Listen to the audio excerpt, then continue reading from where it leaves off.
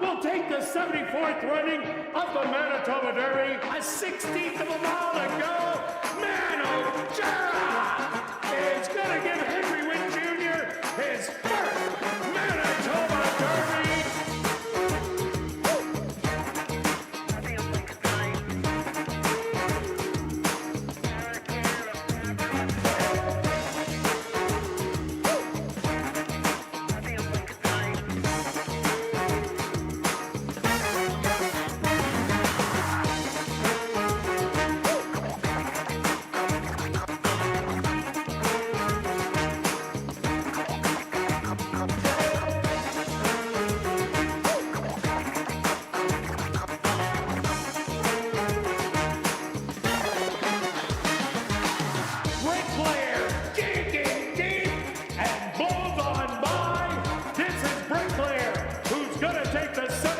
Running of the Manitoba Derby.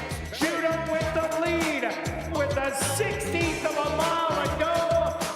Judo taking the Harvey Warner Manitoba Mile.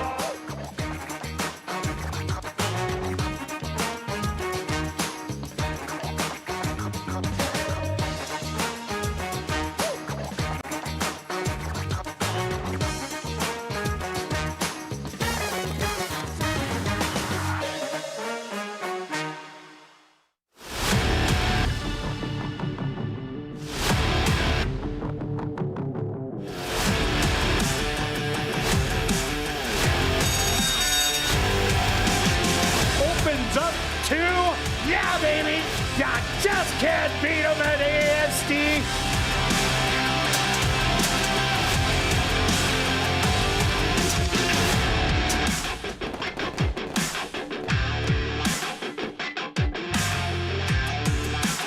The Manitoba Jockey Club acknowledges that we are on Treaty 1 territory, and the land on which we gather is the traditional territory of the Anishinaabe, Cree, Anisininew, Dakota, Lakota, and Dene peoples, and the national homeland of the Red River Métis. We pay our respects to the First Nations and Métis ancestors of this land. And welcome everybody to ASD Live, brought to you by Manitoba Liquor and Lotteries. Day 14 on the racing calendar. Quick look back at last Wednesday's racing action. Who was hot? Well, on the jockey side, it was Rashad Knights, who ended up having 2 wins on the card. So on the jockey side right now, we have Sven Balrup with 12, Antonia Whitehall with 11, Javanil Patterson with 10, Dario Dalrymple with 6, and Tyrone Nelson with 5. On the trainer's side, Jerry Gorno had 1 win last week. No surprise, up 22 wins. That's 11 wins better than Steve Keplin Jr., who did have 2 wins last week, including Judo, who made that winning return back to Assiniboia Downs. Wendy Anderson and Michael Nault deadlocked at 6. And Jason Homer rounds out the top 5 stretch. What'd you see on the racetrack? Yeah, Wednesday was quite similar to the Tuesday card, maybe a couple ticks slower. But other than that, 5 of 8 horses went gate to wire, including the longest price of the meet. Yes. $79.30. I did not have it. I didn't have it either, but I knew that the favorite was beatable and Speed was doing well around 2 turns. I agree with you. Right? So you had to have that horse that chased after Chief Brady. We did kind of touch about that, exactly the point.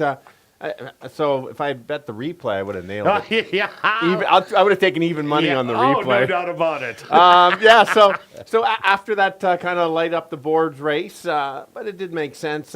Very chalky the rest of the way, which was, I kind of surprised. We both happened to have the pick 4, and I think you had the pick 5 as well. But surprising that it paid, the price still paid a lot. But the favorite's winning in some wide open races. It just happened to big fields. Exactly. And so you know that you need some racing luck to get through. You could get trapped. Somebody could get loose and going from there. So that was a good day. And if you happen to tune in at the end of last week, we struggled with the show, and so I let the production crew pick one, and we'll talk about that on Wednesday more. but I will be riding the mechanical bull Oh. on Wednesday. I'm looking forward to it. Oh, so am I. So we'll see if I don't make Probably more than you. if I don't make the start of the show, well, you'll know what Well, happened. I can tell you this. They set up the bull usually at about the first race. So it's not going to be before the show. It's during. Okay. So we'll see if you're able to walk back up the stairs. Yes. That's going to be the toughest part. Yes. We'll talk about that more on Wednesday. I got a great story time for that one and Okay. about watching the race. The news this week is 3 great days of racing for Yes. sure. We have big fields, of course, to finish off today. Basically 10-horse fields in the last 3. Some tricky races. One race that I've got locked down with the good old all button. Okay, yeah. But I'm ready to go. All right, let's kick it off with the maiden race. For fillies, mares, 3 and up that are maidens, they're going to go 6 furlong stretch. Who do you like in this one? Yes, and so we've got the 2 favorites. Yeah. One of them's going to be at the front. One of them's going to be at the back. Well, probably At the back. start. All It's more of a... All depends if it gets out of the gate. For sure, and that's so. I usually have a tendency to go with the speed horse and more than I'll go to the closer. And sometimes it's a good move, and sometimes not. I thought this horse last time wasn't as good as the first one. 2 back was against Steal the Soul. The horse was just a little too good with the regression. But there is very, very little other speed in here. It's going to be catcher if you can. For me, it's all about. I understand the 2.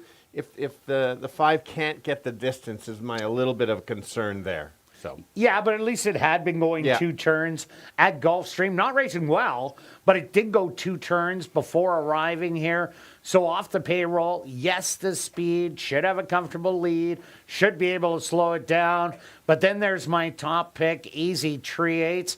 First time this horse ran, well, that was against Applefest, a speed ball that came in. Both of them had great forms on them. Well, Applefest went to the front.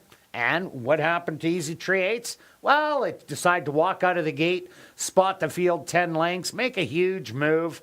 Second best. It did that again in its next start against Welcome to Hollywood, running 3rd. And then last time out, horse sat there and was, sniffing daisies.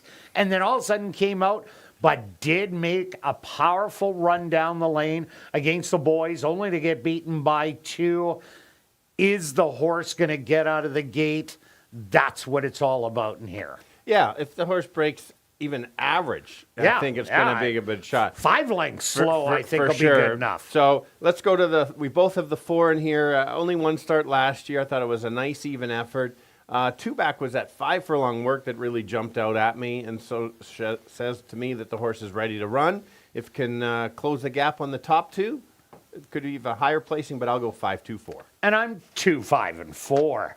Now we're going to carry on to race number 2 at $10,000 claimer. For fillies, mares, 3 and up that are non-3 lifers, they're going to go 6 furlong stretch. What about here? Yeah, this time you went against I think the 2 will be the big favorite. Yes. Yeah, that's what I thought too. I'm not a big fan of taking it, but the race for me sets up, I think, is in the right spot. Liked her a lot more in the first race more than last time. Wasn't as good of an effort as I thought. But this time I think the horse can sit back and just let the speed battle up front and try to make that one late run.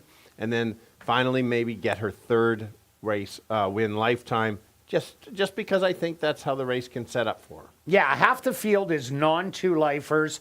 So what we did a couple of years ago, we had a tough time filling the non-2 and non-3 for $10,000. So you'll see the claiming price on the non-2 lifers is $12,500. And Catch the Dream, because it is a breed, it's in for 10, but it gets the bump up for being a breed, 50%. So it's in for 15,000. The other ones that are in for 10,000, those are the actual non-3 lifers. All that being said, I did go to number 6, Sense of Awe.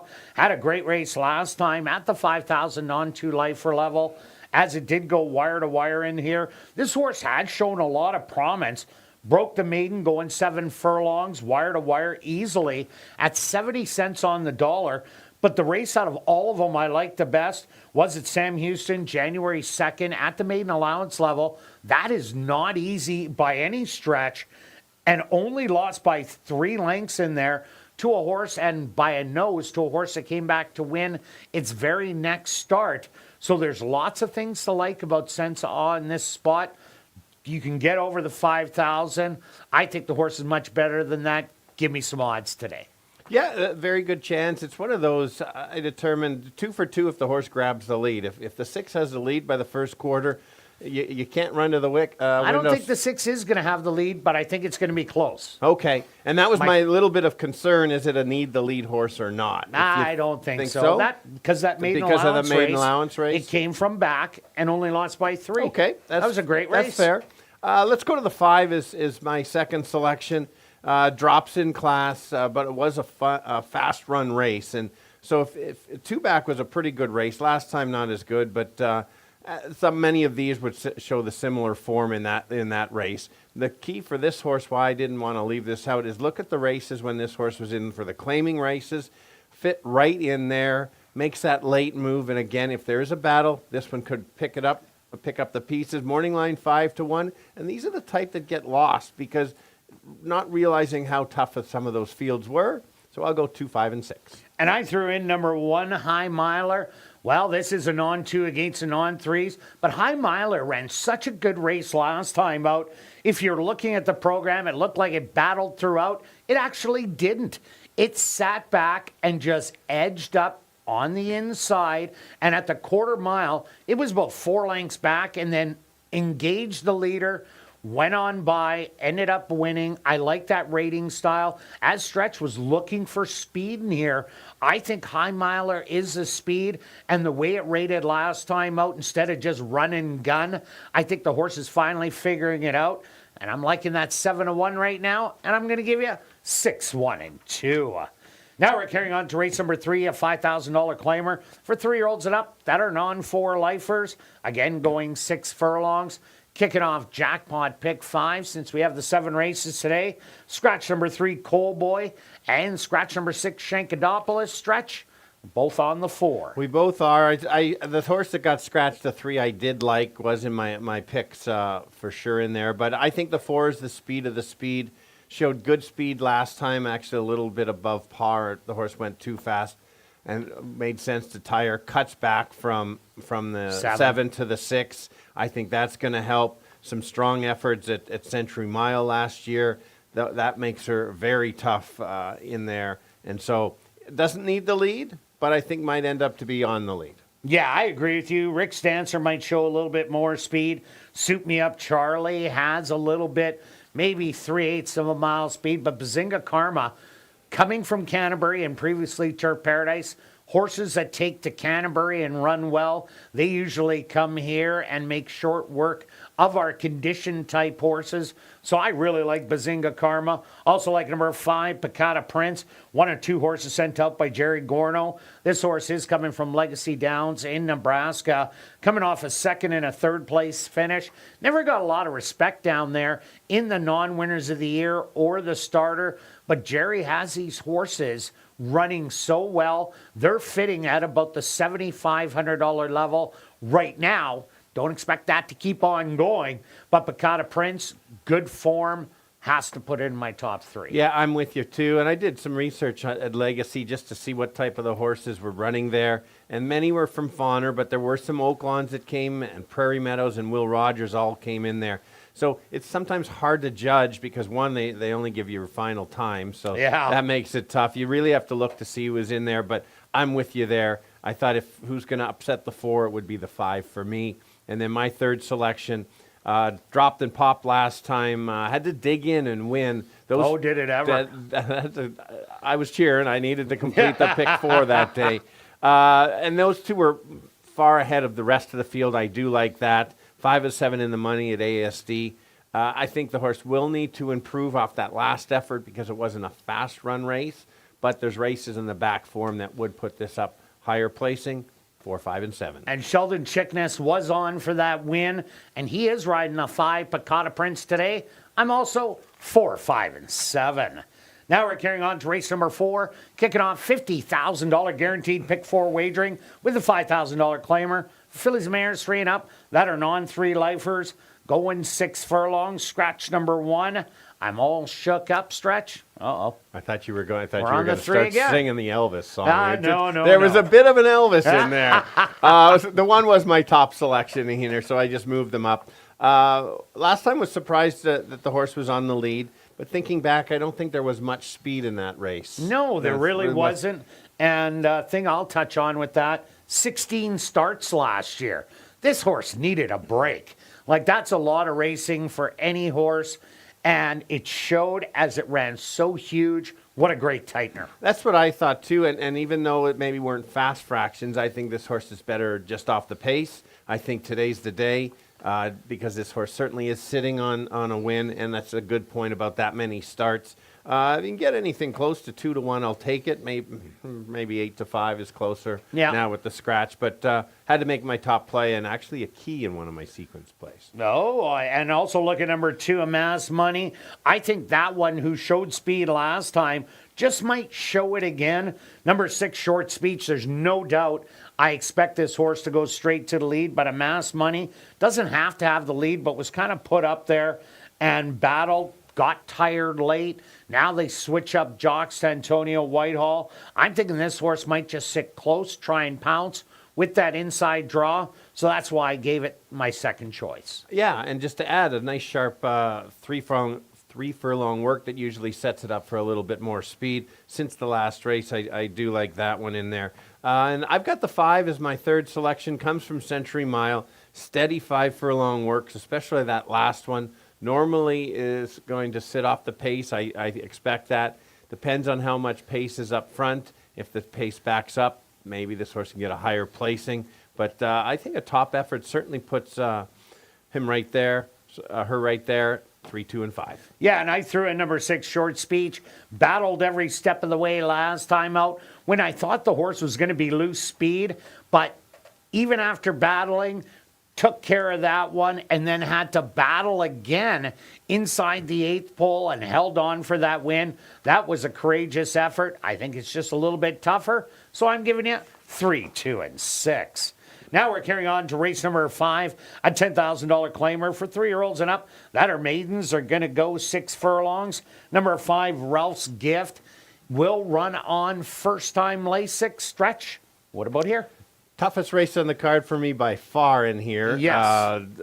Like I mentioned, I have Red Dirt Alley on top, but it isn't set in stone. Correct. I'm completely with you on that. See it very similar by not knowing what to go with. So I did like the horse's first race over the track. After stumbling at the start, then put the speed away. I think this horse is really starting to improve, especially those last three races. Really started to figure it out. Is sitting on a win. Is probably on paper is the horse to beat. Oh, without a doubt, is the horse to beat. Also, take a look at my second selection. That's number 7, Louis Louis. The dad, speculating, is unraced. The mom, spite of success, had 3 wins, $28,000 in earnings. Has 2 siblings. One of them a full sibling. That, well, you can look in the last race. Nickety Split, who has a couple wins, $60,000 in earnings. A half sibling in JL Copper, who had 3 wins, $56,000 in earnings. What do you think the 2 similarities are between the 2 siblings?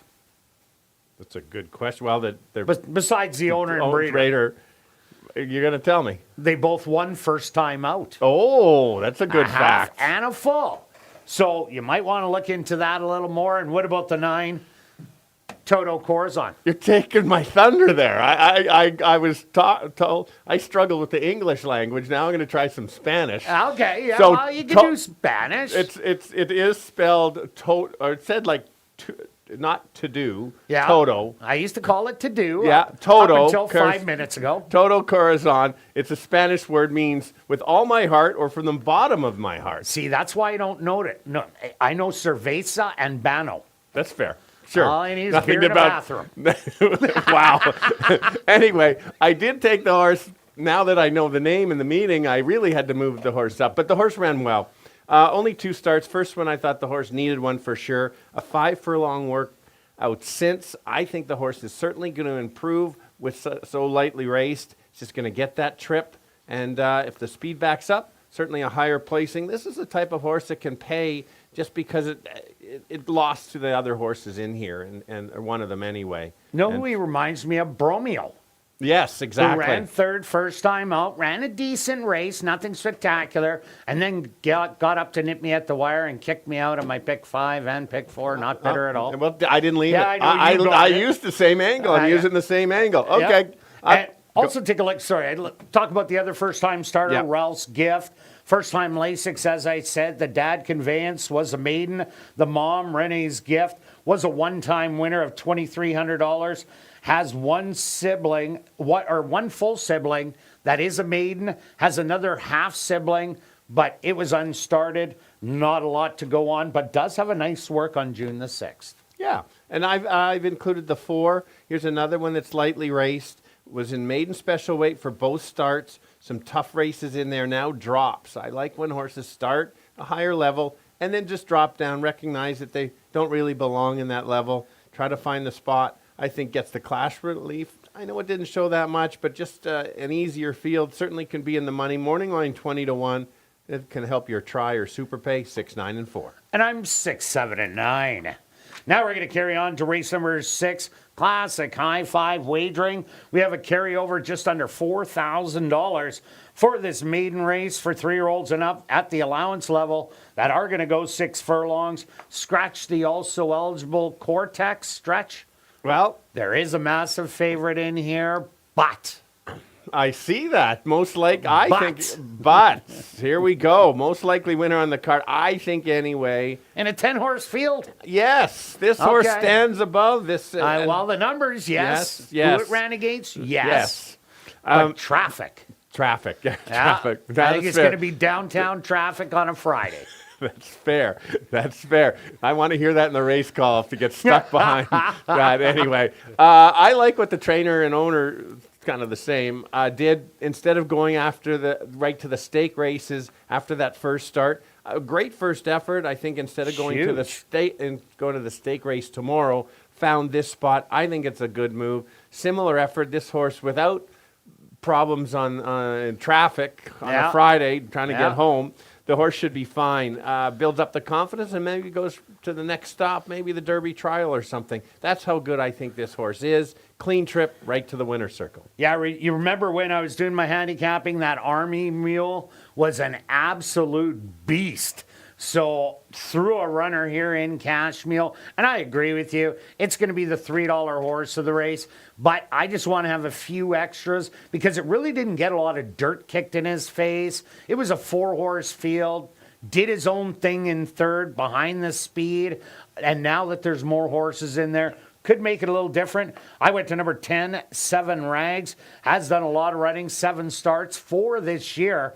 But I like that start 2 outs ago. Horse closed from the clouds, only to lose by 3 1/4 lengths. The last race looks horrible, 5th beaten 21, but the top 3 were 14 up on the rest of the field.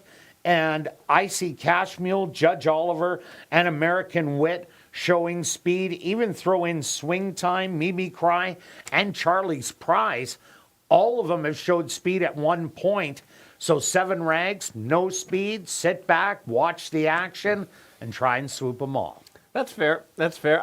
We both have the 3 in there. This horse continues to show good speed.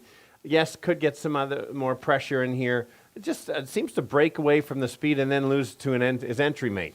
Yeah. And so, which the potential, the same thing. Oh, geez, Same thing could certainly happen again. But his other entry mates were 4-year-olds. Fair. And these are only the 1 and 3 or 4-year-olds in this race. Yes, that's a good point. I will see how far this horse can get away. It just seems to be improving, and I do like the speed figures. Had to use that one. And are you not entertained? Yes. I'm entertained because I think this horse big improvement last time. Huge. And now gets Lasix. I think this horse is just starting to round into figuring out. Did finish some seconds last year and stuff, but ran great last year. Yeah, but the numbers are even improving even more from last year, which you would expect to anyway. I think this similar effort, and you talked about all the speed, that could be the one that it picks up the pieces. A good as led stalker and might get a jump on the 10 if the 10's too far back. Got to use them all. I did use your 10, 2, 3, and 8. and gets first time Lasix, which can also be good. And I'm 10-2-3. Now we're carrying on to race number 7, an allowance race. For fillies and mares 3 and up, that are non-2 lifers. They're going to go 6 furlongs. Scratch number 8, Coasty. Stretch. What about here? Yeah, I like this race to finish it off. I think it's a fun race. Lots of talent in here. I went back and forth on these two about I did too. 6 times. I absolutely until did I too. finally made my selection at about 1:30 today. Sure. I've got both of them everywhere. I didn't Yeah. key at all in either one of them. The 9 has been off almost exactly a year, but the workouts are sharp. We see that as especially rare 6 furlong work. They went in 15 and 2. This race might go in 14, maybe a little faster depending I on can the see track. that. And so if this horse is in the morning running that, I think the horse is ready to go. This horse, those figures at Hastings are so good. We've seen how good the Hastings horses have done. There was that maiden or that horse that won last week after 2 starts. Really Rallis. Really Rallis. There you go. Same kind of angle I'm looking at. I think this horse certainly can win going gate to wire at first asking. Also, a couple add-ons. Look at the horse that beat it 2 outs ago. Chi-Chi Time. That horse has started 4 times, undefeated. Won its last one by 9, then 6. Won that one for fun. And the horse that ran second to Mina Marina last time out, that's now a 3-time winner. That's running in Alberta. So that horse can win its non-2 and non-3. I'm sure Mina Marina can also do that. We also like number 6, Nickety Split. Ran a great race. Unfortunately, ran into Steal Your Soul, who won its previous start so easily, and then won again, drawing away. So Nickety Split has to have a little speed in front, but won't be too far away, sitting on a win. Big shot again today. I agree, and actually, bigger field, there's potentially more speed. This horse had to sacrifice the 6 last time to go after the horse. I included the 1 in here. I've been waiting for this horse to come back. Ran the best race lifetime. Will the horse repeat that effort? If the horse does, you better use him, Kirt, because the figures are right up there. Will it regress? We're going to find out, but at 12-1, this horse the lights have maybe really went on, and Jerry's figured this horse out, so be careful. This one could be special after they figured it out. Didn't think he was a racehorse early on, and then the last couple was 9, 6, and 1 to close the night. Yeah, the other horse I do like is number 4, Zabibo. Lost to Cumberland Falls in a non-3 lifer last time out. And Cumberland Falls was the massive favorite. But I like the way Zabibo made up ground late down the lane. Only got beat by 3. Now drops back in against straight non-2 lifers. As Stretch said, there's speed all over the place with the 1, 2, 9, and 10. So might get a dream trip. So I'm going to give you 6, 9, and 4. Good luck with all your selections this evening. And I'll be right back with the changes on this evening's Carter Racing.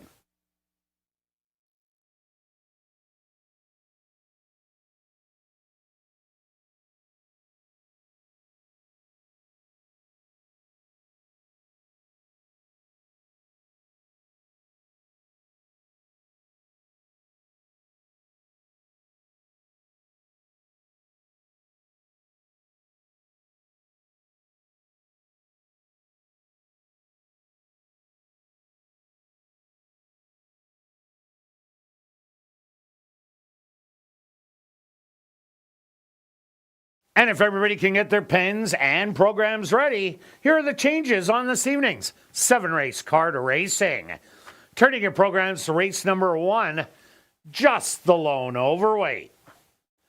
Now turning your programs to race number 2, the 80 years of living, loving, and being Jerry. Again, just an overweight. Now turning your programs to race number 3, the Mel Ottenbright Memorial Race. Kicking off Jackpot Pick 5 wagering, scratch number 3, Coal Boy, and scratch number 6, Shankadopoulos. The Jackpot Pick 5 carryover, just over $168,000. Now turning your programs to race number 4, kicking off $50,000 guaranteed Pick 4 wagering, just a few overweights, and scratch number 1, I'm all shook up. Now turning your programs to race number 5, our VIP Fan of the Night race. Number 5, Ralph's Gift, will run on first time lay 6. Now turning your programs to race number 6, our first of 2 classic high 5 races. Scratch number 11, the also eligible Cortex. There are a few overweights. There is a classic high 5 carryover of just over $3,950. Now turning your programs to race number 7, our other classic high 5 race, scratch number 8, Coastie. Well, it's a beautiful evening for racing here in Winnipeg. Currently under cloudy skies. What's going on? Looks like I got a winning ticket. Yes. Oh, did we get a new board? Look at that. Wow, that'd be nice, That's eh? a nice bite. That could be, I don't know if that's Canterbury. I don't know. You're a little disheveled I there, am a lot disheveled. Yeah, I'm still recovering. It kind of looks like you're picking up a few tickets off the ground and mixing and matching and putting it into a winner. Under cloudy skies, the temperature 21 degrees Celsius or 69 Fahrenheit. A light wind out of the south at 8 kilometers an hour or 5 miles an hour. And the track is listed as fast. A fast racetrack for this evening's 7-race card racing. We're going to kick it off right here in race number 1 that goes to post in 17 minutes.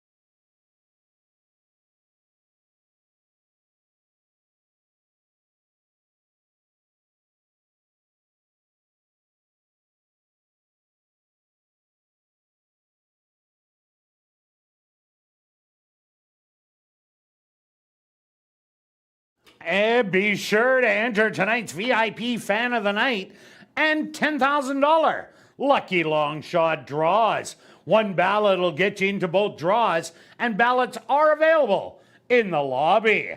Our VIP Fan of the Night will win some great prizes, exclusive behind-the-scenes access, and a chance to watch a race right from the winner's circle. And here's the big one. The person drawn for the $10,000 Lucky Long Shot gets to spin the Lucky Long Shot wheel for a chance to win up to $10,000 cash if the horse with the highest odds wins the last race. And if you're new to racing, be sure to stop by and see Shannon, Roger, and Brad at the Fan Education Center, located on the main floor. It's also the place to open a free HPI bet account so you can bet the races right from your phone. And even better, new account holders receive a free $25 deposit. And if you wager $100, you're going to get an additional $100 in bonus money. And don't forget, tonight is Dollar Night, and we've got some great deals for you at the main and third floor concessions. $1 bag of chips, $1 pop, $2 regular lemonade, $2 small popcorn, $2 regular hot dogs, and $2 ice cream. Plus, grab a Butter Bud Light for just $5. Have a great night of racing.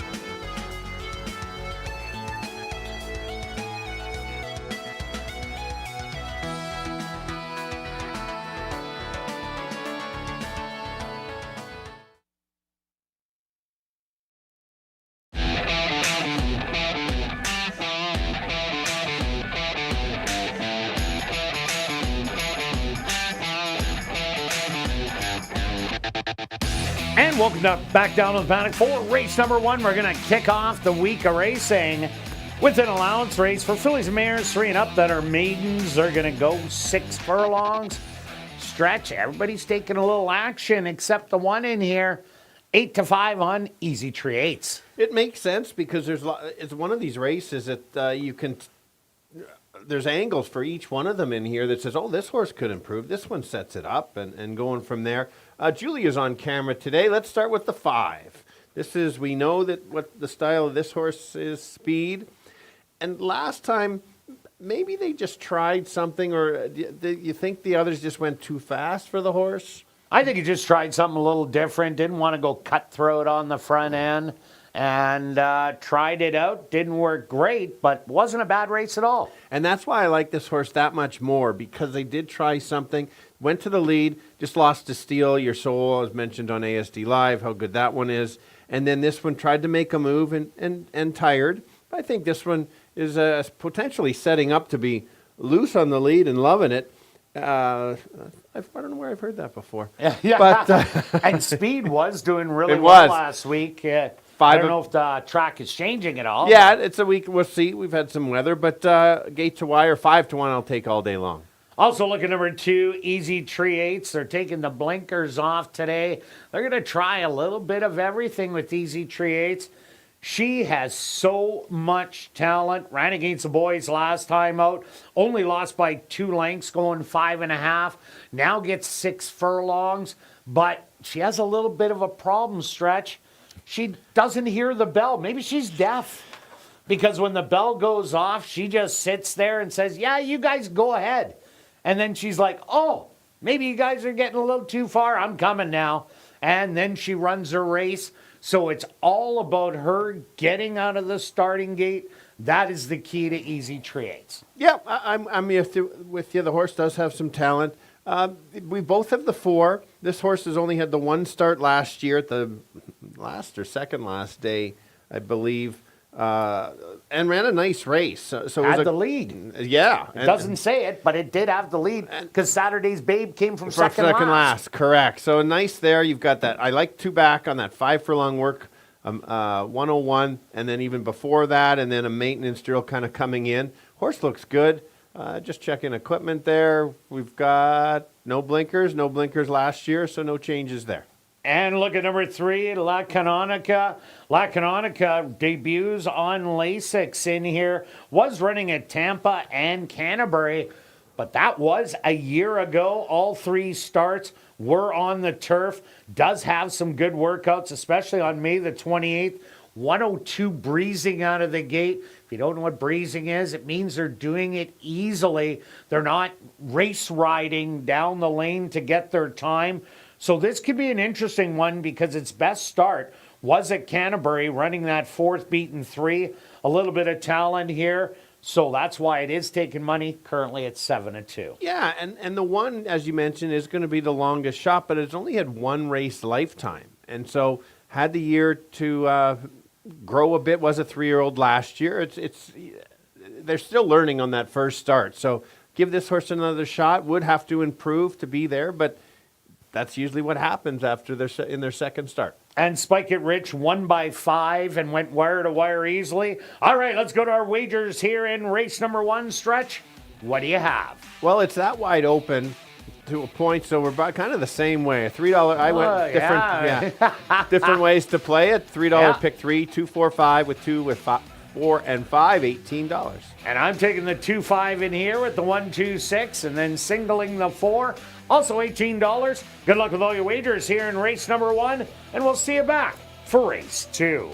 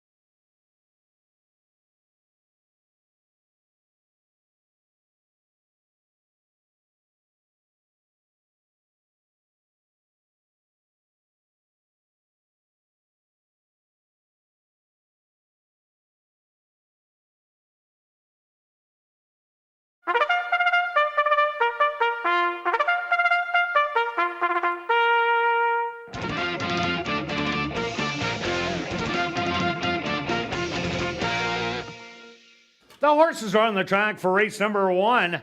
They're going to go 6 furlongs for $21,500. Number 1 is Point Made, owned by Rivers North Racing, trained by Terry Newber with Sheldon Chickeness. Number 2 is Easy Tree 8s, owned by Royce Finley, Arneson Farms, Randy Premichuk, and Steve Holborn, trained by Lise Pruitt, Sierra Pruitt aboard. Number 3 is La Canonica, owned by Arneson Farms, trained by Lise Pruitt, with Matthew Bennett. Number 4, Madeline to the Max, owned by Gerald Babchishin, trained by Mike Tamporn, with Javanil Patterson.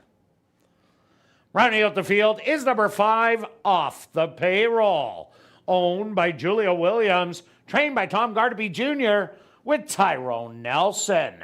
Rolling doubles and rolling prime pick 3s kicking off.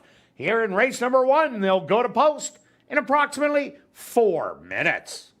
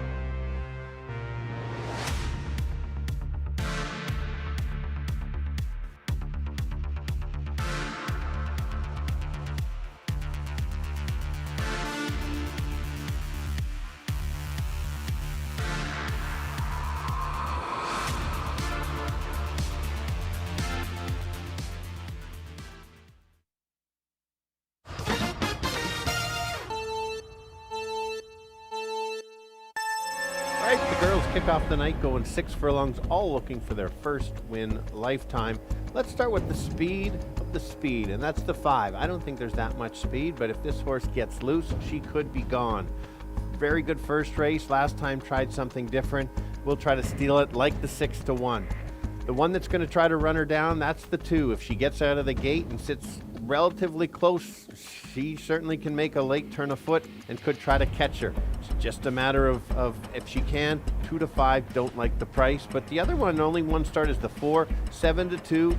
There's getting some action there. A couple good workouts, can stalk and also make a late run. Let's go 5, 2, and 4. Kirt? Yeah, Stretch, I did go to number 2, Easy Tree 8. This is the last time. Yeah, she has some braking problems. Spotted the field 10 lengths last time out against the boys, but she came like a freight train and ran out of ground going 5.5.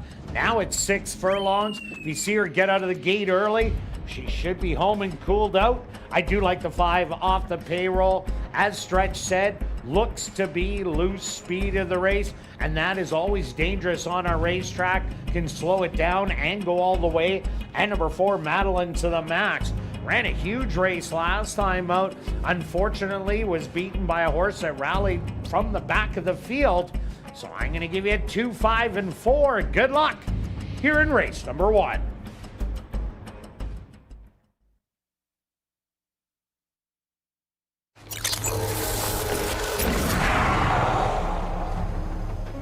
It's now 2 minutes to post time at ASD.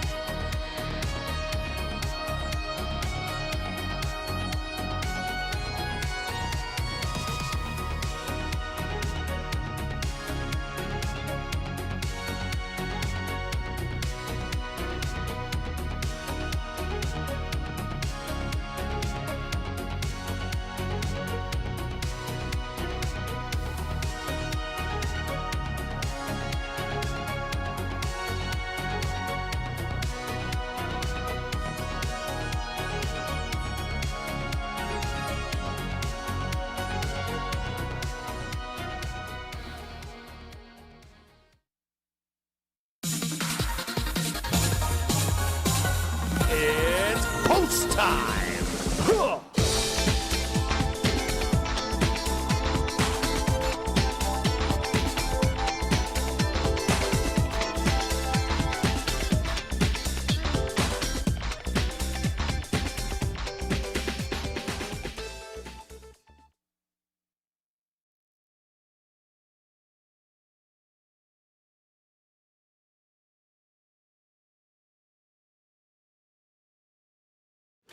Easy Tree Eights. The heavy favorite at 1-2. The first one into the starting gate. La Canonica is now also in. Here comes Madeline to the max. Just 2 left to load. Off the payroll to the outside. And now just waiting on point made. They're all set. They're at the post. And they're off. And now Easy Treats is off. To the front end, off the payroll. On the outside, goes out and will grab the early lead easily by 2 lengths. Back to second, Madeline to the max. Point made. Up close early in third. Half length back to La Canonica. And Easy Treats after the slow beginning is now only about 6 off of it. The opening quarter, 24-4. Off the payroll. Tightly secured by Tyrone Nelson. Has a lead by a half a length.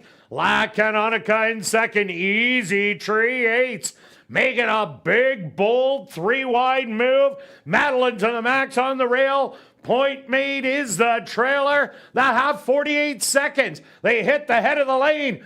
Off the payroll with the lead. The rail opens up for Madeline to the max. Easy Treats on the outside. Easy Treats off the payroll. A 16th of a mile to go. And Easy Treats is gonna get it done. Off the payroll in second. Madeline to the max in third. And La Canonica finish in fourth. Ladies and gentlemen, there is a Stewart's inquiry into the start of race number 1.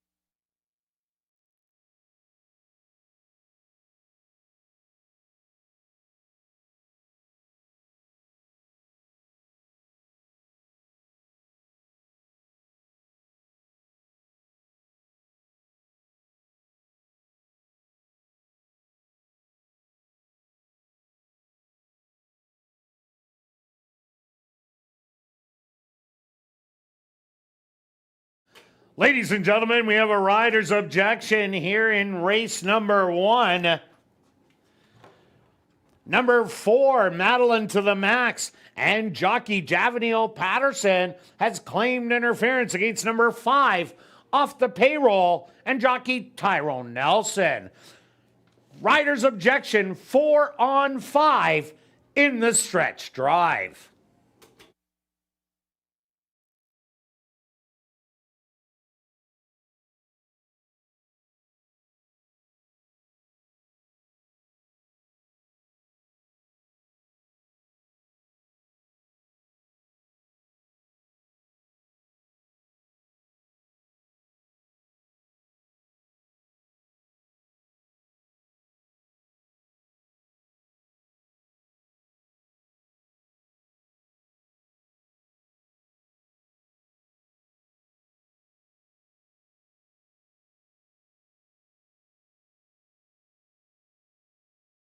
The Stewart's pulse to number 2, Easy Treats, as your race winner. Second goes to number 5, Off the Payroll. Third to number 4, Madeline to the max. And fourth to number 3, La Canonica. They went the opening quarter 24-4.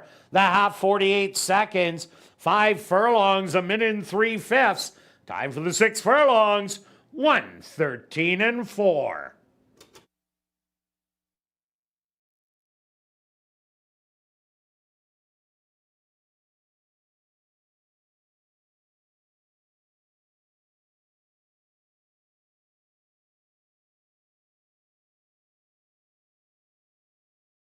Now entering the winner's enclosure, the unofficial winner here in race number 1, that's number 2, Easy Treats.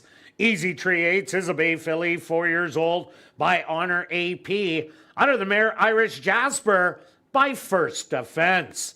Owned by Royce Finley, Arneson Farms, Randy Premichuk, and Steve Holborn. Trained by Lace Pruitt. And ridden to unofficial victory by Sierra Pruitt. Time for the 6 furlongs, 1:13 and 4. Once again, ladies and gentlemen, the Stewart's inquiry into the start of race number 1 and a rider's objection 4 on 5 here in the stretch drive.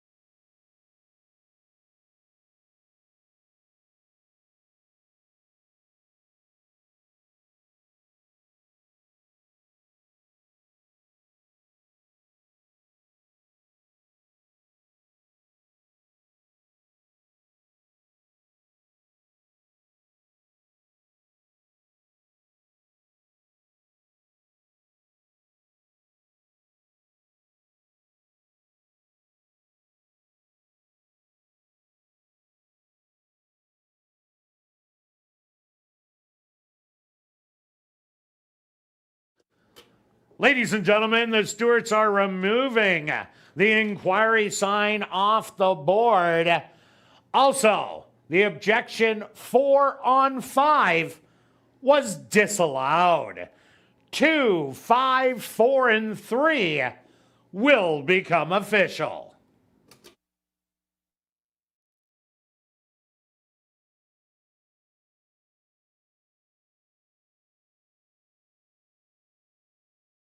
Race 1 is official in the upcoming second race. The 80 years of living, loving, and being Jerry. There are no changes. Rolling doubles and rolling pick threes here in race number 2.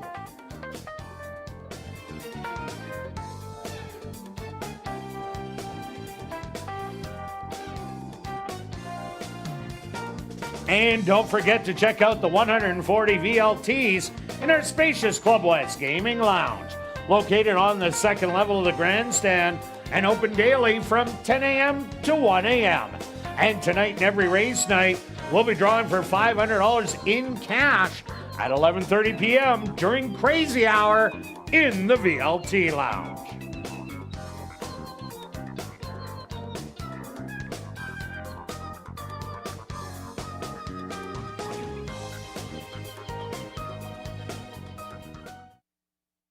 Assiniboia Downs 50-50 draw returns each and every race night.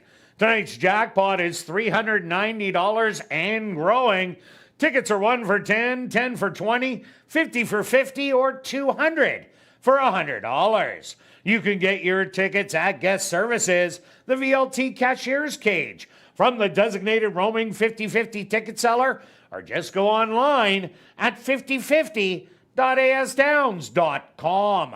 The draw will take place at 10 p.m. tonight, and proceeds do benefit Final Furlong and the Winners Foundation. And take note, you do not need to be in attendance to win. Just check our website at asdowns.com for the winning number.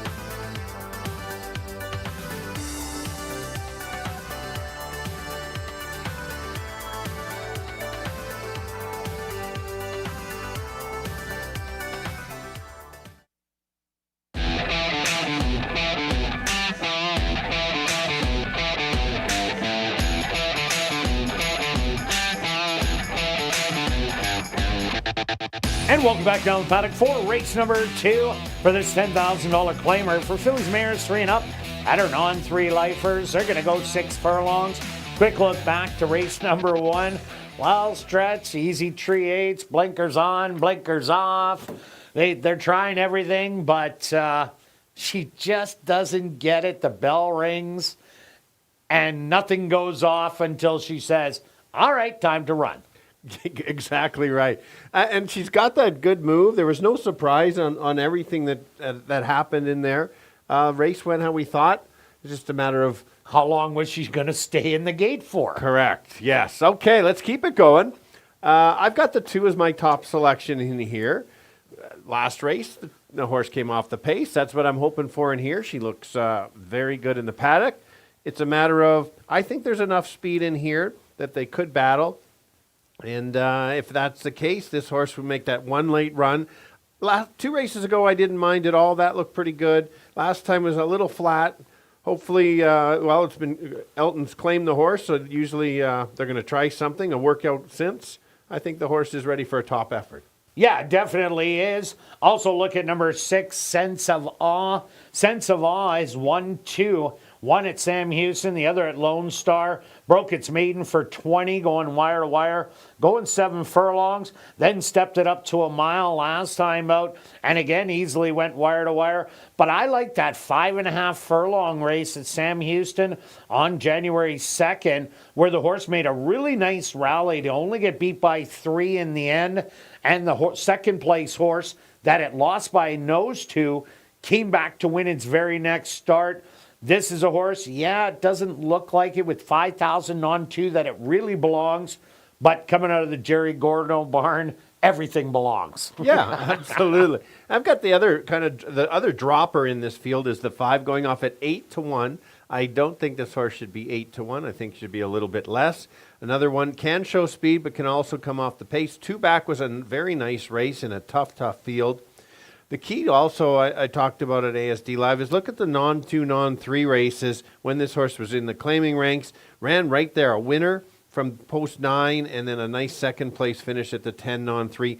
Back in this condition, I think certainly with the right trip, certainly can be there for sure. Also look at number 1, High Miler. This horse was run and gun in its first start, and well, that didn't work out. Was 7th beaten 8 in the end, but it was the comeback race on a little bit of a drop to 10,000 where the horse was running more collected, more in hand, and kind of tugged Antonio towards the lead after sitting off of it on the rail and then ended up going by and drawing off rather easily. Yes, that was an easier field than today's field, but I like how the horse changed the running style. Still a 3-year-old filly. This could be one that goes wire to wire, 5-1. Yeah. Let's take a look at the 4. You'll see that the horse hasn't run in a while because it was scratched at the gate. It was kind of a bad actor, and they had to scratch this horse. That's at least in my notes that I had. Yeah, that's what happened. And then you had a bunch of workouts since. Adds the blinkers back on after had blinkers at Woodbine. We'll see what happens. Ran a very nice race. I did like this horse coming in last time. It's just a matter of, is it going to be a little more relaxed? Is she going to be a little more relaxed before the race or run a race before the gate is the big question. Also look at number 3, The Right Way. This horse was at the allowance non-2 lifer level. Now comes into the claimers. Has never seen this level. Last time, maiden allowance, last start of the year. Destroyed him by an easy 7 lengths. But it was a compact field of 3 that day. But ran a great one in the sales stake also at Century Downs. That first race was a real good one against Tap the Parlay. Not so good last time out, but definitely a horse that can hit the top 3. Let's go to our wagers here in race 2, Stretch. What do you have? All right, easing into the week. We got 3 big race days, so it's just a Kirt try wheel. $5 try, 2 with 5 with 1, 4, 6. And I'm doing a $20 double, 6 and 4. Good luck with all your wagers here in race 2. We'll see you back for race 3. Kicking off Jackpot Pick 5 wagering.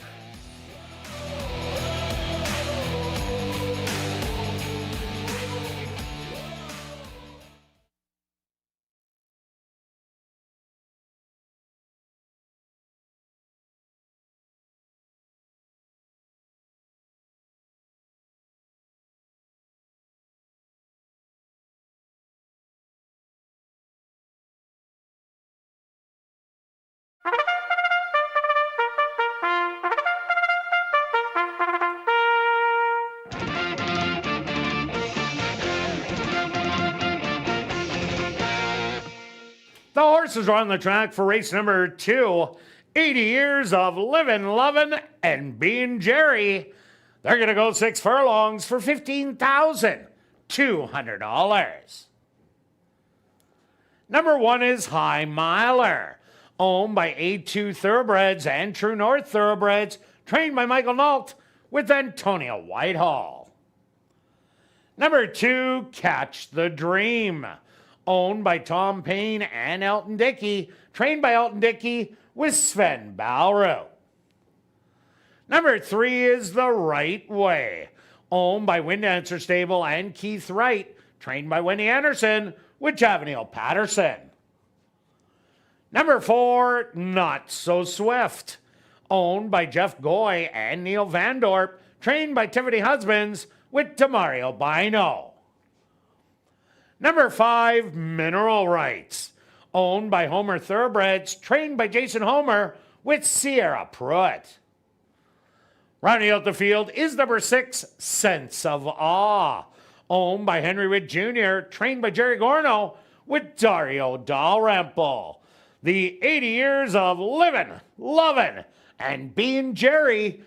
With rolling doubles and rolling pick 3s, they'll go to post in approximately 4 minutes.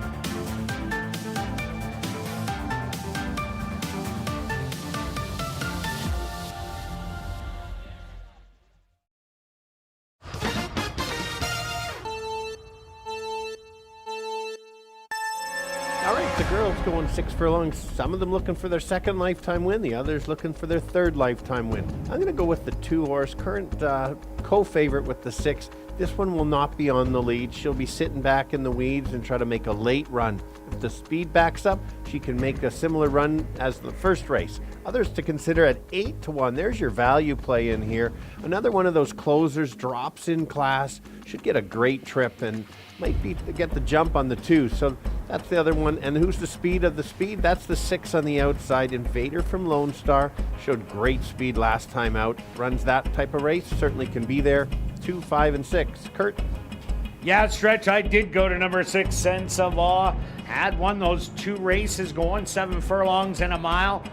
Both in the last 3 starts with one bad one in the middle. But I like that main allowance race going 5.5. Closed ground to only lose by 3. I think this one has some pretty good talent in there and a good claim. I also like number 1, High Miler. This might be the speed of the race. And High Miler last time out rated on the inside, took over the lead and just went off with it. Another similar ride definitely 5-1 could be a bargain. And number 2, Catch the Dream, ran a great race last time out. The winner was the $3 horse in the race and got it done on the front end. Was only 1.25 lengths out of second money. So definitely deserves the respect. But I'm going to give you a 6-1 and 2. Good luck here in race number 2.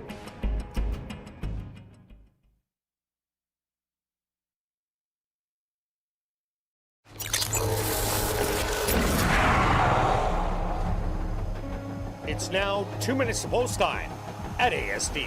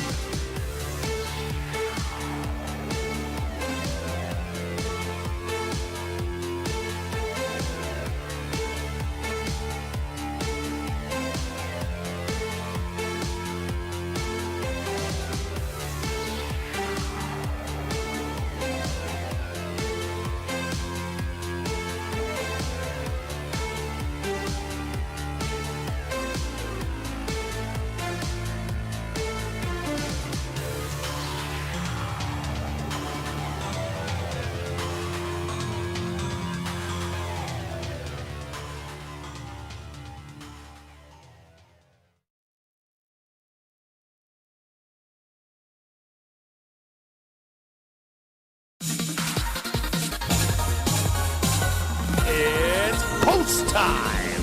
Huh.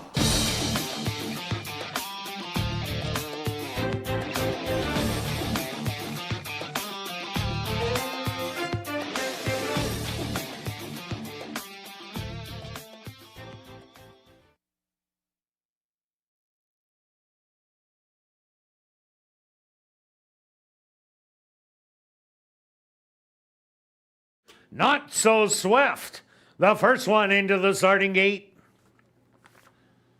Next up, here comes High Miler.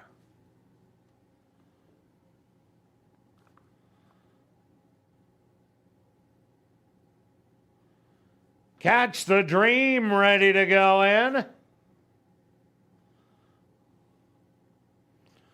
Here comes The Right Way.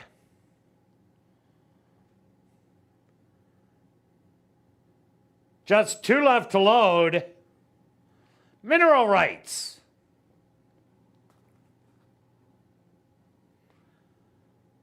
And now just waiting on the 8-5 favorite. Now at 3-2. That's Sense of Awe. They're all set. They're at the post. And they're off. From the inside, The Right Way hustled hard to try and get a piece of the early lead, but Sense of Awe to the outside pokes ahead in front, while restrained in third. That's Not So Swift. High Miler hugging the rail. Mineral Rights 4 wide, and the trailer Catch the Dream 4 lengths front to back through an opening quarter of 24-2. It's Not So Swift now gets the lead by a half a length. On the inside, Sense of Awe. 3 wide, Mineral Rights. High Miler still looking for a seam to get through. 2 more lengths back to Catch a Dream, who's rallying, and The Right Way is Sense of Awe on the inside. Hits ahead of the lane through a half. 47-3 and has a lead by 2. On the far outside, here comes Mineral Rights on the rail. High Miler, Sense of Awe inside the 16th pole. Mineral Rights running out of ground. Sense of Awe's gonna take it. Mineral Rights in second, third to Not So Swift, and fourth, Catch the Dream.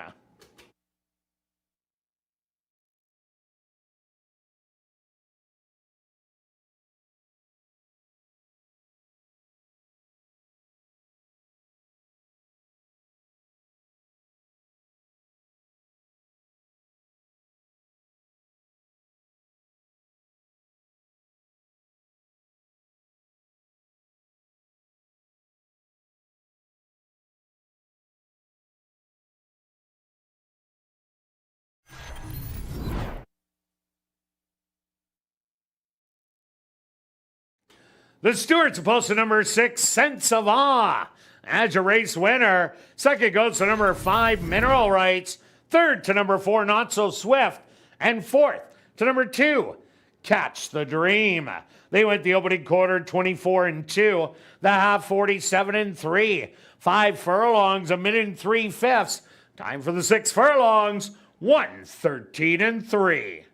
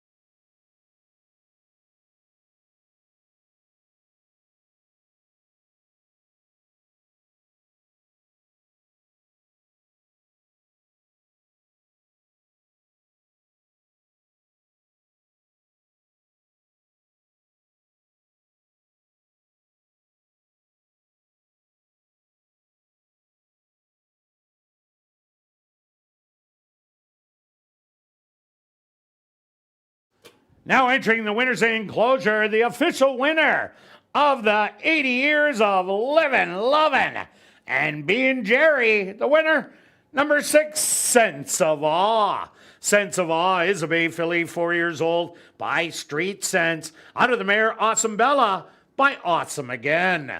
Owned by Henry Witt Jr., trained by Jerry Gorno, and ridden to victory by Dario Dalrymple. Time for the 6 furlongs, 1:13 3. Race 2 is official in the upcoming third race. The Mel Ottenbright Memorial Race. Kicking off jackpot pick 5 wagering. Scratch number 3, Coal Boy. And scratch number 6, Shankadopolis. And we'll carry on with the rest of the changes in this evening's pick 5. Turning your programs to race number 4. Scratch number 1, I'm All Shook Up. Now turning your programs to race number 5. Number 5, Ralph's Gift, will run on first time lay 6. Now turning your programs to race number 6. Scratch number 11, Cortex. Now turning your programs to race number 7. Scratch number 8, Coastie. The Mel Ottenbright Memorial Race with jackpot pick 5 wagering. They'll go to post in approximately 14 minutes.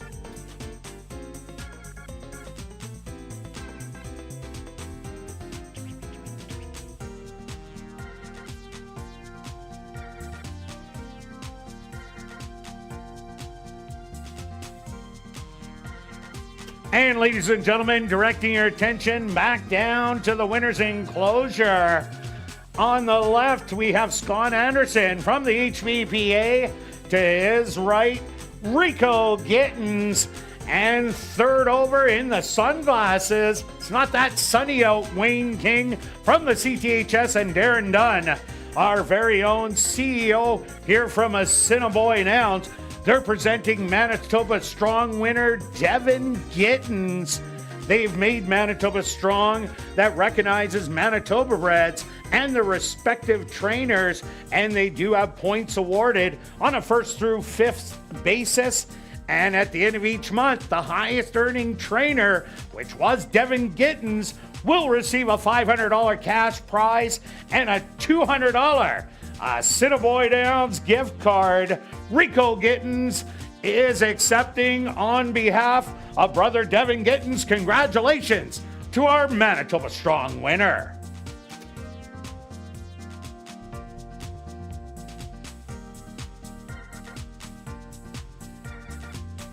And be sure to join us this week on Western Wednesday. Come on out and enjoy line dancing, test your skills on the mechanical bull, and take advantage of some great food specials and drink specials. Grab your boots and hats and join us for a little country fun every Wednesday in June here at Assiniboia Downs.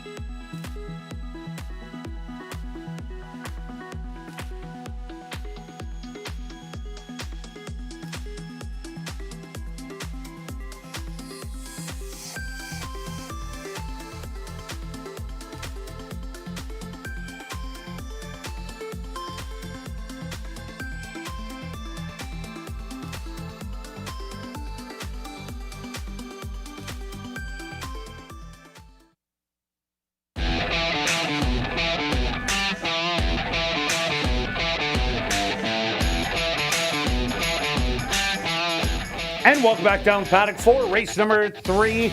We're kicking off jackpot pick 5 wagering with a $5,000 claimer for 3-year-olds and up that are non-4 lifers. They're going to go 6 furlongs. Scratch number 3, Coal Boy, and scratch number 6, Shankadopoulos. Quick look back at race number 2. Well, Stretch, you said that Sense of Awe might head to the front end, and you were right. Those were the instructions, and it worked out perfectly. It did. It was a good ride. The horse got brave and battled back, and it'll be interesting to see as that horse moves up in class to see if it can handle that type of running style or doesn't need the lead. But it was a good horse race. Couple of big moves on different horses. The 4-horse in there. The wake-up call on mineral rights that you liked in there. Yes, for All sure. right, on to race number 3, pick 5 time.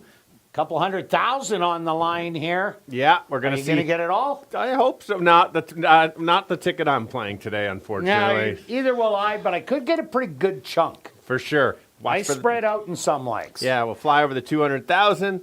Fireworks at 200,000. I expect Adam would have planned. Hint, hint. Why wouldn't it? Hint, hint. All right, Julia, let's find the 4 horses. The top, both of our top selections. Showed good speed last time at Canterbury. I was there last week, by the way. It was very good. Nice. Nice there. It was good. Always have fun there. It is good stuff. People were extremely nice. Went to the has nothing to do with this horse, but anyway, went to the lead. Showed speed. That 7 furlongs is a kind of a strange spot on the side. It's a neat concept. Goes past a bar and stuff. Anyway. Yes. I've never been to that bar. It's a nice bar. Yeah.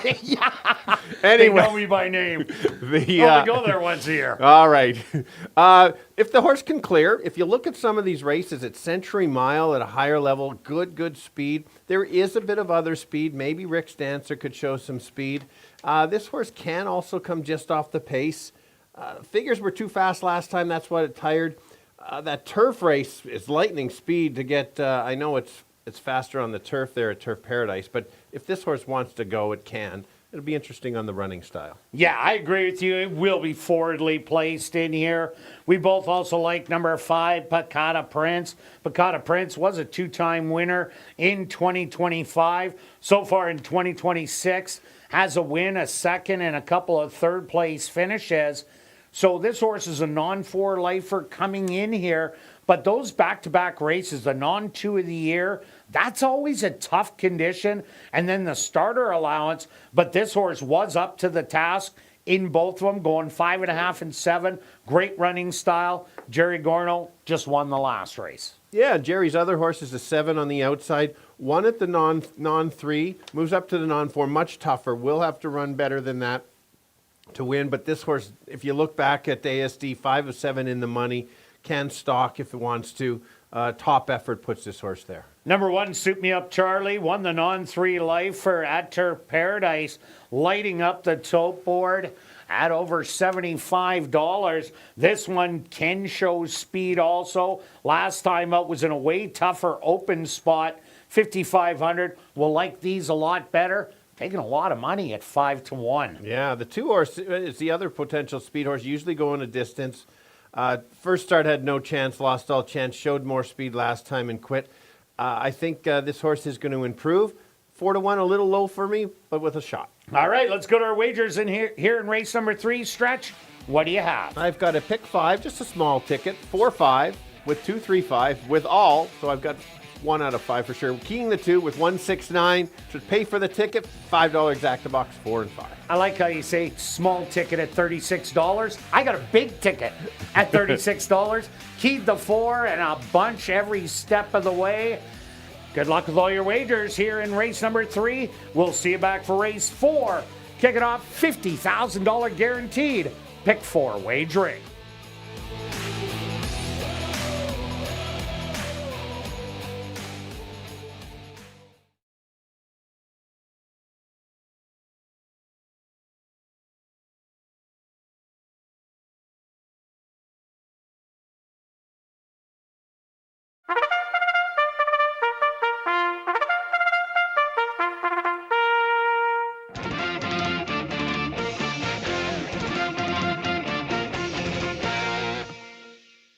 The horses are on the track for race number 3, the Mel Ottenbright Memorial Race.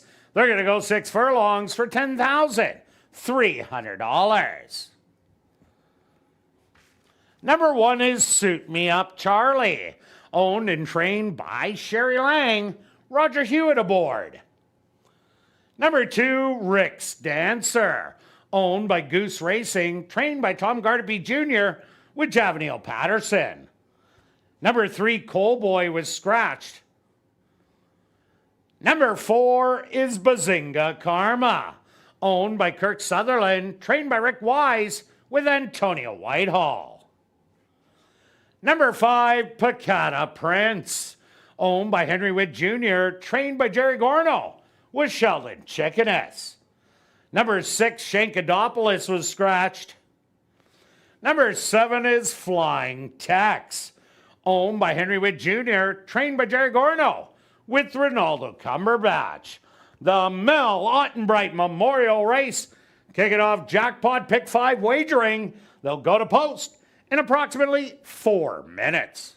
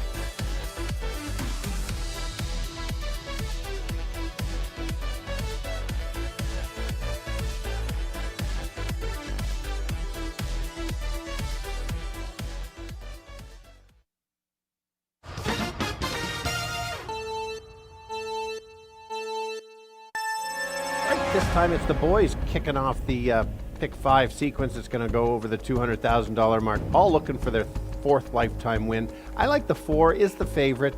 This horse can show some good speed. I think the horse can even come up just off the pace if it needs to. Very good race at Canterbury. Cuts back in distance, is the one to beat. The one that could upset, though, is the 5. This horse will come off the pace, maybe sit in 3rd or 4th. There's a battle up front. This one will be closing late. Really like those last 2 races at Legacy. And the 7 horse has the back class, did win last time out, has been very successful here at ASD. So I'll give you 4, 5, and 7. Kirt?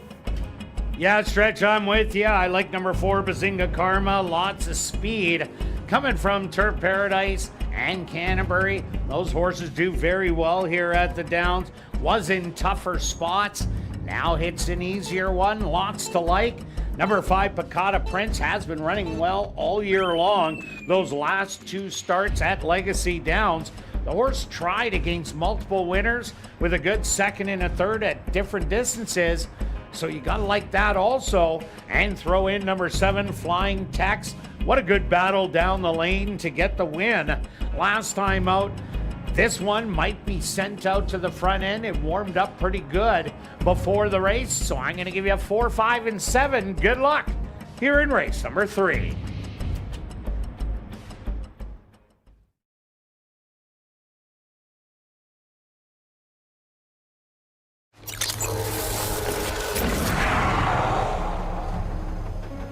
It's now 2 minutes to post time at ASD.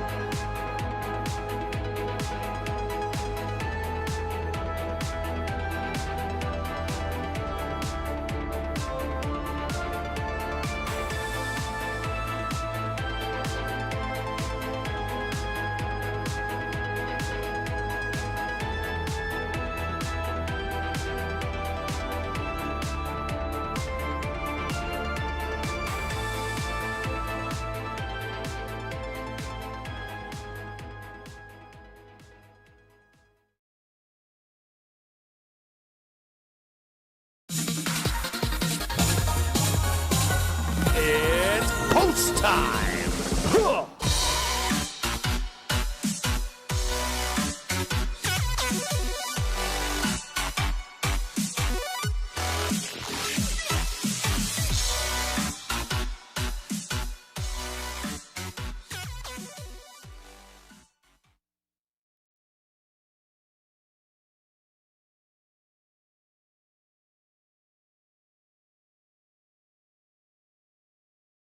Suit me up, Charlie. The first one into the gate. Next up, the 4 to 5 favorite, Bazinga Karma is in. Here comes Picata Prince. Just 2 left to load. Flying Tex. And now just waiting on Rick's Dancer.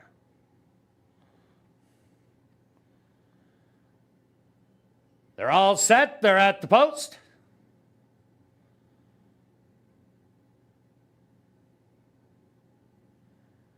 And they're off. From the middle, Bazinga Karma shows a little bit of speed, but Suit Me Up Charlie equal to the task, and these two are going to battle it out early. Rick's Dancer also trying to feed through on the inside. Flying Tex, the stalker on the outside, and Picata Prince watching the early action, but only 4 lengths off of it. 23-4 the opening quarter. Bazinga Karma with that lead by 3/4 of a length. Now Flying Tex will challenge Bazinga Karma. A gap of 3 lengths back. Picata Prince starting to reel them in. Back to your trailers. Suit Me Up Charlie and Rick's Dancer. The half a quick 46-3. And it's Bazinga Karma on the inside. Flying Tex. These two as they're battling down the lane. But Flying Tex now goes on by. A 16th of a mile to go. Flying Tex is going to take it. Rallying for second, Picata Prince. Third to Bazinga Karma. And fourth, Suit Me Up Charlie.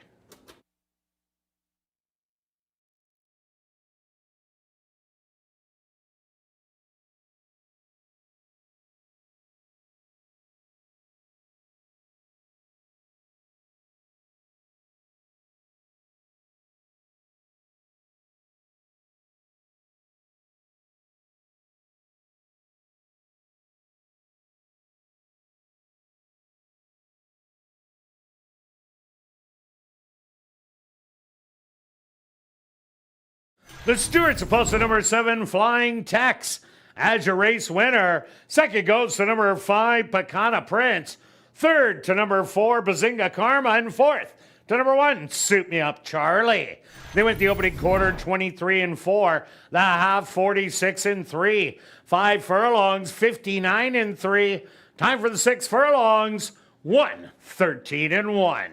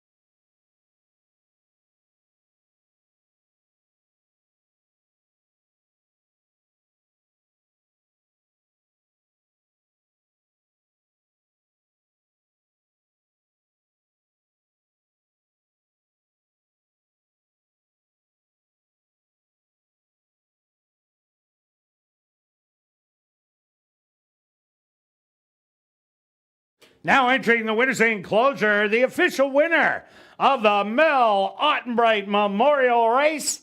That's number 7, Flying Tex. Flying Tex is a big gelding, 4 years old, by Connect. Out of the mare Stranger Tides by Union Rags.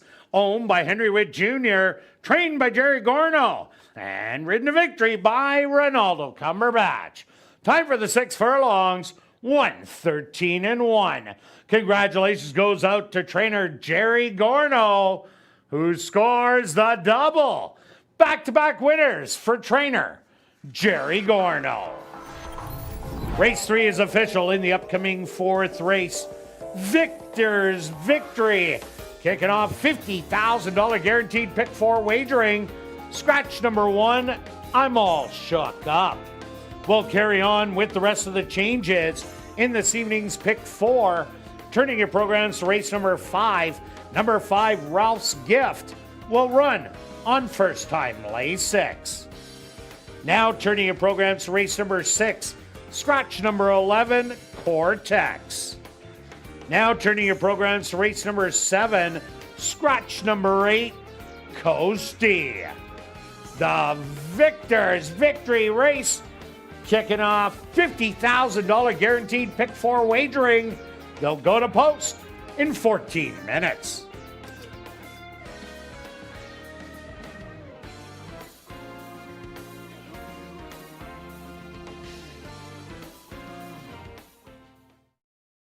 And we've drawn our winner for our VIP Fan of the Night. Congratulations goes out to Kyle Smith. That's Kyle Smith. Congratulations. You're our VIP Fan of the Night. You have 10 minutes to report to guest services on the main floor, South End. And we've also drawn our lucky long shot winner. Congratulations goes out to Jesse Foote. That's Jesse Foote. Congratulations. You're our lucky long shot winner. You also have 10 minutes to report to guest services on the main floor, South End. And a reminder to get your 50-50 tickets, the jackpot, $840 and growing. You can get those tickets from guest services, the VLT cashier, from the roaming sellers, or just go online at 5050.asdowns.com. The draw will take place at 10 p.m. tonight, and proceeds do support Final Furlong and the Winners Foundation. And take note that you do not need to be present to win. Check asdowns.com for the winning number.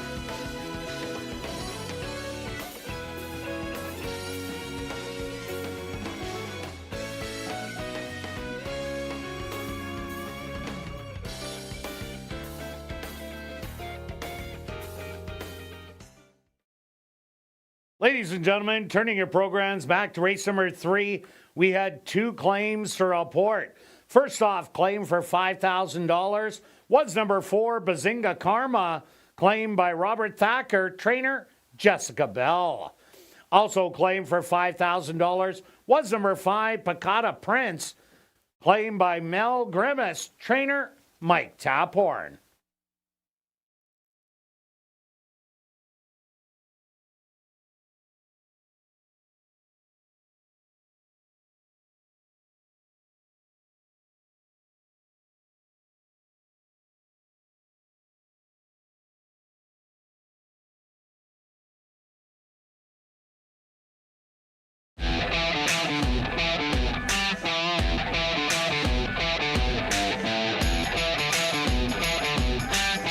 And welcome back down to the paddock for race number 4.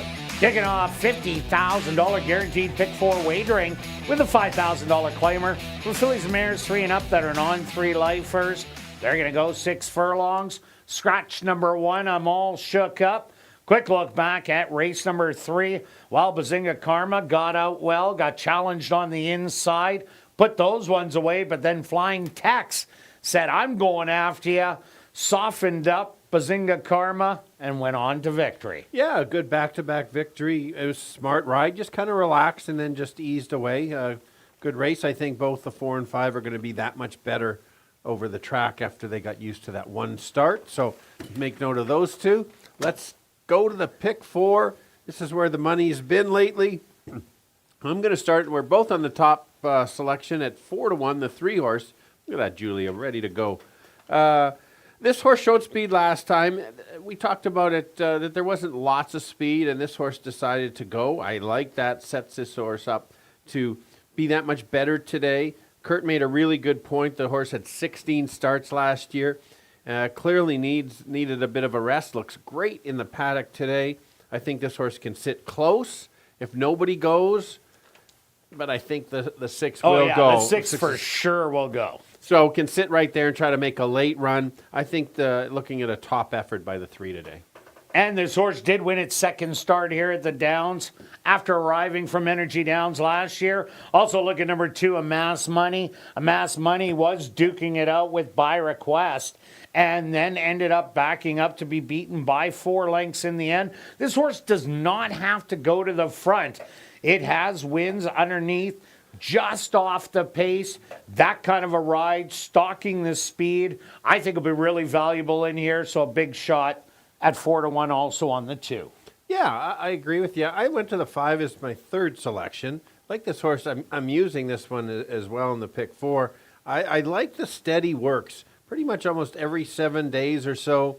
5 furlong works, 3 in a row. That's really good. You look at Judy Hunter, she's been having a nice meet, 50% in the money. First start as a trainer, how about that? 23% with that angle. Coming from Century Mile.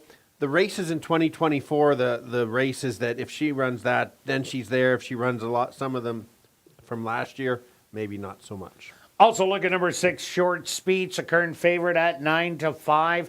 Short Speech, 2 outs ago, ran a huge race against Dreamin' Out Loud, who came back to win, and then last time was battling on the front end, put the horse away and held off the late closing Amplify. Short Speech, if it does get a loose lead in here, this horse could be long gone. Yeah, and the expected long shot is possibly the 7. This horse did win at big odds last year. It was 2 turns, but yeah, that was a good day. Yes, you had that one. Yeah, that set up a $3,000 pick 4. Look at that. How do I remember that? If the race sets up, certainly be there. I think the horse might need a start to win it, but getting some early action. So clearly somebody thinks this horse is live. And number 4, Tia Susie, was lightly raced last year. Only 8 starts, but did have a win, a second and a third. Had some good races down in Turf Paradise. Never really brought those same races to Assiniboia Downs, as it had big gaps in the run. Does come in with some nice freshen works. Nice 5/8 in 103 and a 3 furlongs in 37 and 3. Tia Susie can run with some of those older races from Turf Paradise. Will be a factor at a big price. Let's go to our wagers here in race 4, Stretch. Pick 4 time. Did you take up the whole board? I almost. Oh, yeah. Okay. Only 2 pick 4s today. I've got 2 separate keys. Now I got the 3 with all, with 2 with a bunch. And then if I hit my 2 keys, watch out. And then I've got 2, 3, 5, 6. And then 2, 4, 6, 9 with 2 with 1, 6, 9. And then, of course, an exactor box. Why not? 2, 3, and 5. Yeah, throw in. You got all kinds of money. I bet actually a big pick 4 for me. I took 2, 3, and 6. 1, 2, 6, 7, 9. Then the 2, 3, 10. And then I'm keying the 6 in the last leg for 45. Good luck with all your wagers here in race 4. We'll see you back for race 5.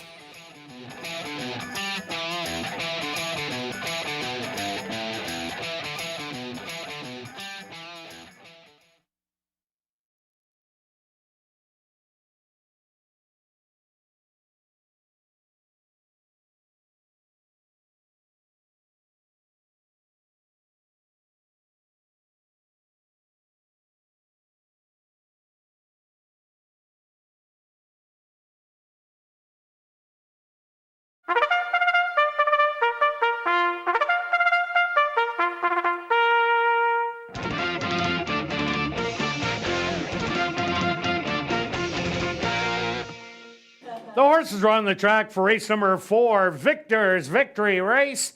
They're going to go 6 furlongs for $10,200. Number 1, I'm All Shook Up, was scratched. Number 2, Amass Money. Owned by Pan Am Racing, trained by Stephen Gaskin with Antonio Whitehall. Number 3 is By Request. Owned by Jeff Goy and Sue Kathler, trained by Jared Brown with Tyrone Nelson. Number 4, Tia Susie. Owned by Catherine Ursel, trained by Jennifer Jordan with Christopher Mamdeen. Number 5 is Broken Promises. Owned by Dark Cloud Racing, trained by Judy Hunter with Rashad Knights. Number 6, that's Short Speech. Owned by Henry Witt Jr., trained by Jerry Gorno with Demario Bino. Rounding out the field is number 7, No Barbed Wire. Owned and trained by Marion Johnston with Matthew Bennett. Victor's Victory Race, kicking off $50,000 guaranteed pick 4 wagering. They'll go to post in approximately 4 minutes.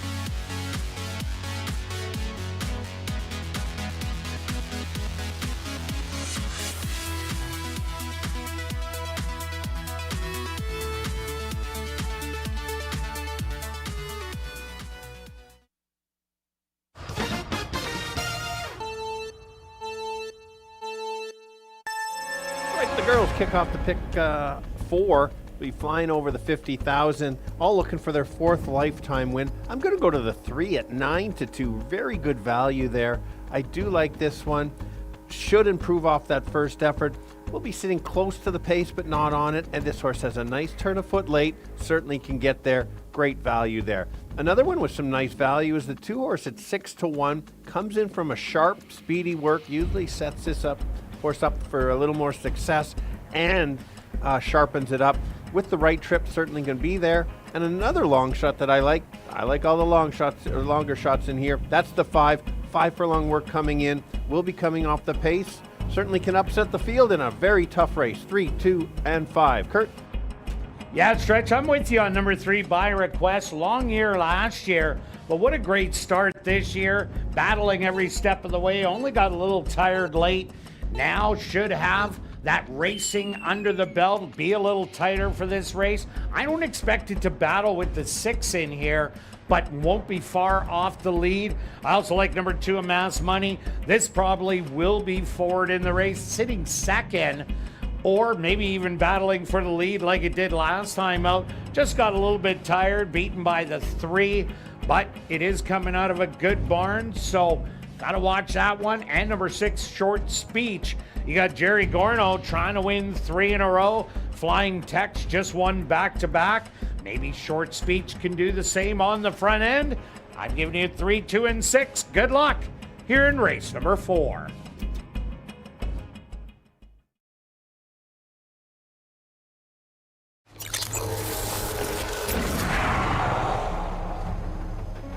It's now 2 minutes to post time at ASD.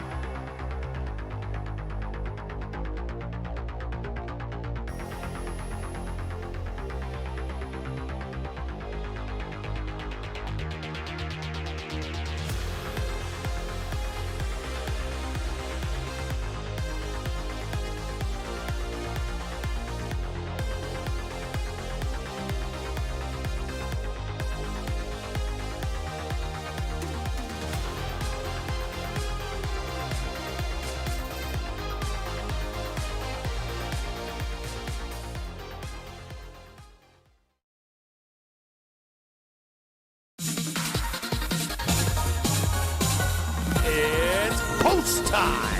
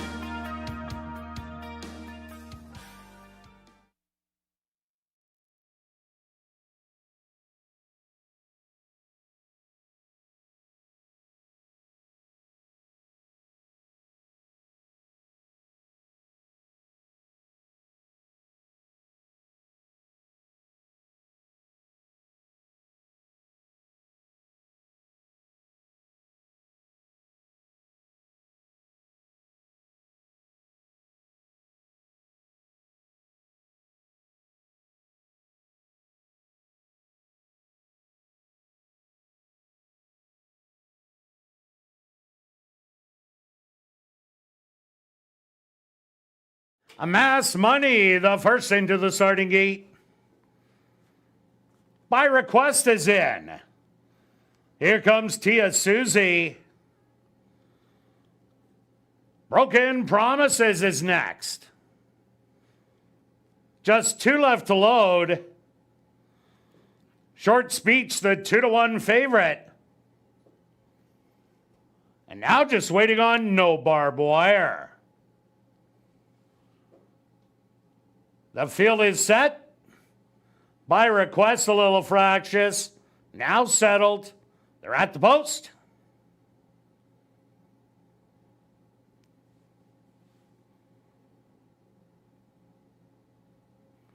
And they're off.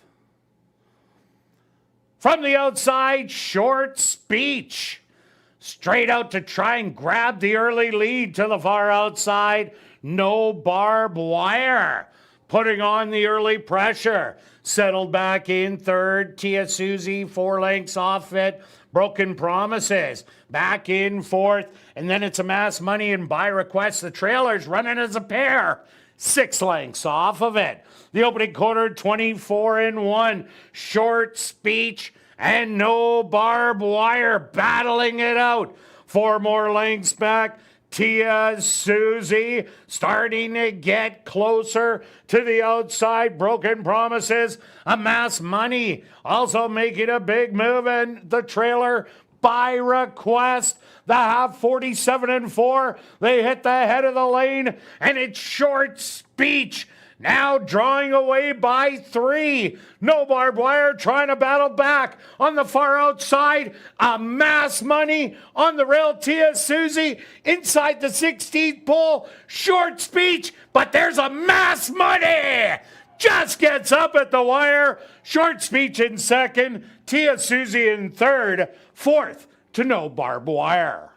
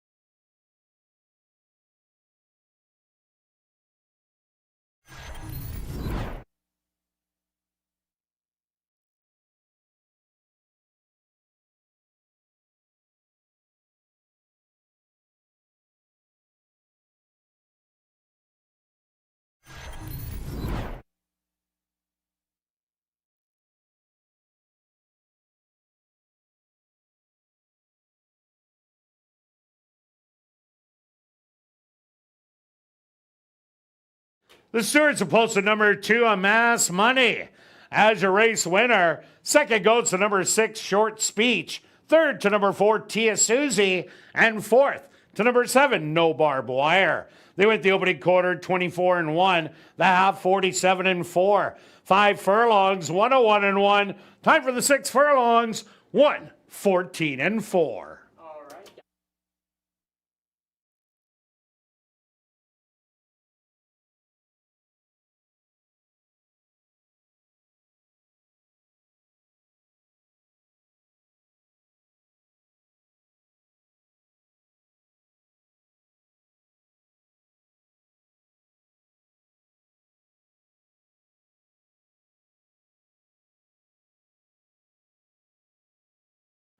Now entering the winner's enclosure, the official winner of Victor's Victory Race.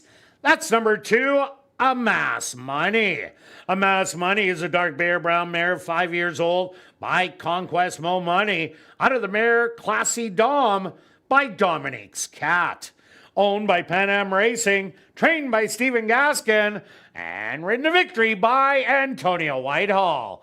Time for the 6 furlongs, 114-4.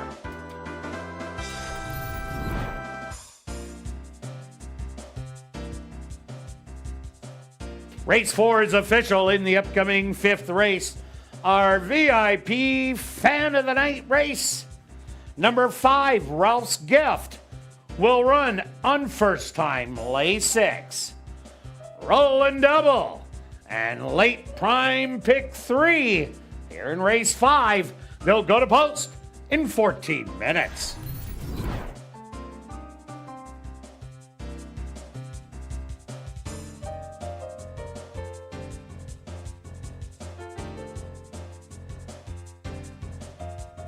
And make sure to join us on Canada Day, Wednesday, July the 1st, for an exciting evening of live racing beginning at 7:30, followed by a spectacular fireworks display presented by Campfire Pyrotechnics. Admission and parking is free, but parking is only free to 7:30. After 7:30, there will be a $10 parking charge. And also a reminder that new HPI account holders will receive a $25 deposit. Plus, if you wager $100, you're going to get $100 in bonus money. All you have to do is visit the Fan Education Center tonight and get in on the action.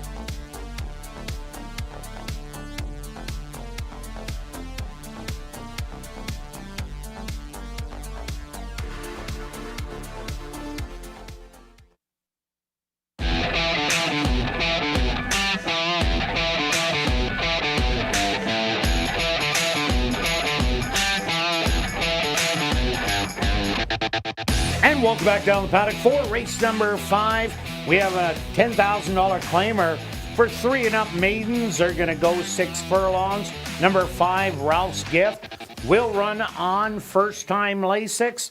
Quick look back at race number 4. Well, Short Speech went to the lead, but so did No Barbed Wire.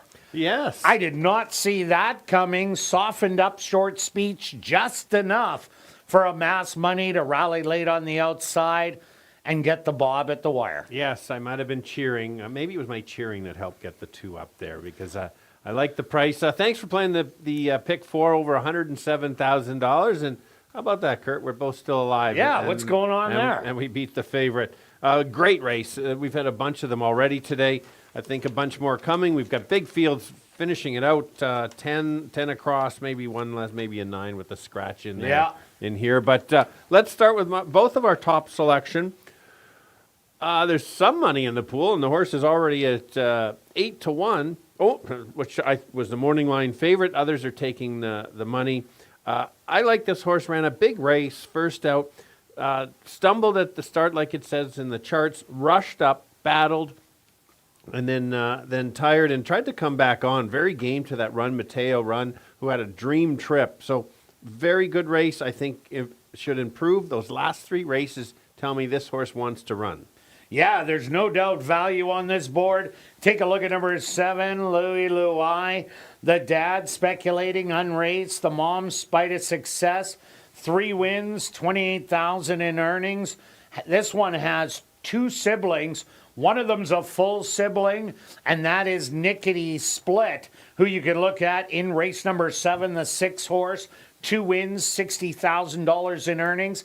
Another half sibling, JL Copper, who's a 3-time winner of $56,000. And both Nickety Split and JL Copper won first time out. Very good. Yes, you gave that stat before. So let's go to Toto. Not to do, because we've learned now how to say it. Yeah, now we know. I struggle with the English language, but I think I'm really getting the Spanish language. Anyway, let's forget about the name and focus on the horse itself. First start out on a very new career, only 2 starts. Last time I felt the horse needed one. 5 furlong work breezing since that. I like that. I think this horse could get a really good trip and try to make a late run. I expect the improvement because the horse is so lightly raced. Right trip, getting 7-1, I think that's the right price. Also look at number 5, Ralph's Gift. As I said, will run on first time Lasix. The dad, Conveyance, was a maiden. The mom, Renee's Gift, was a 1-time winner of $2,300. This one has a full sibling that is a maiden and a half sibling that didn't start. Jared Brown does have 2 of them, the 5 and the 7 in here, and there is a gate work out on June the 6th, 101-4 and 101-3. It looks like to me that they probably worked together out of the gate, and Louis Louis beat Ralph's Gift by a length. But that isn't to say that is what happened in that workout. But that 101-4 work on both of them is a good workout. Absolutely. One of my long shots in here is the 4 horse. Drops from the maiden special rate. We're running against some very nice horses. You'll see some in the next. You'll see a couple in the allowance in the future. Hasn't shown that much. Broke a step slow in the last start out. Tried to make a little move and then flattened. Just a drop in competition. I think the horse is in the right spot. There's no world beaters in here because it is a maiden claiming race. These are the type that kind of surprise or at least end up in the money, and 20-1. That's a very nice payout. And number 8, Stanford Star. Trainer Brett Desjarlais making his debut as a trainer. Stanford Star in its first start this year. Stumbled at the break and pretty well trailed throughout as everybody got the jump. I think if Stanford Star can get out of the gate, it has shown some closing ability. Sven Balrup does jump aboard. So maybe this one you can put in your supers and tries. Yeah, let's look at the 3. Same similar angle. This horse has been in special weight only here at ASD. Was in for 10, beaten badly. If this horse couldn't run, you probably wouldn't keep training this horse. Showed some nice speed last time against Prime Suspect. Anybody trying to challenge Prime Suspect, we know what happens there.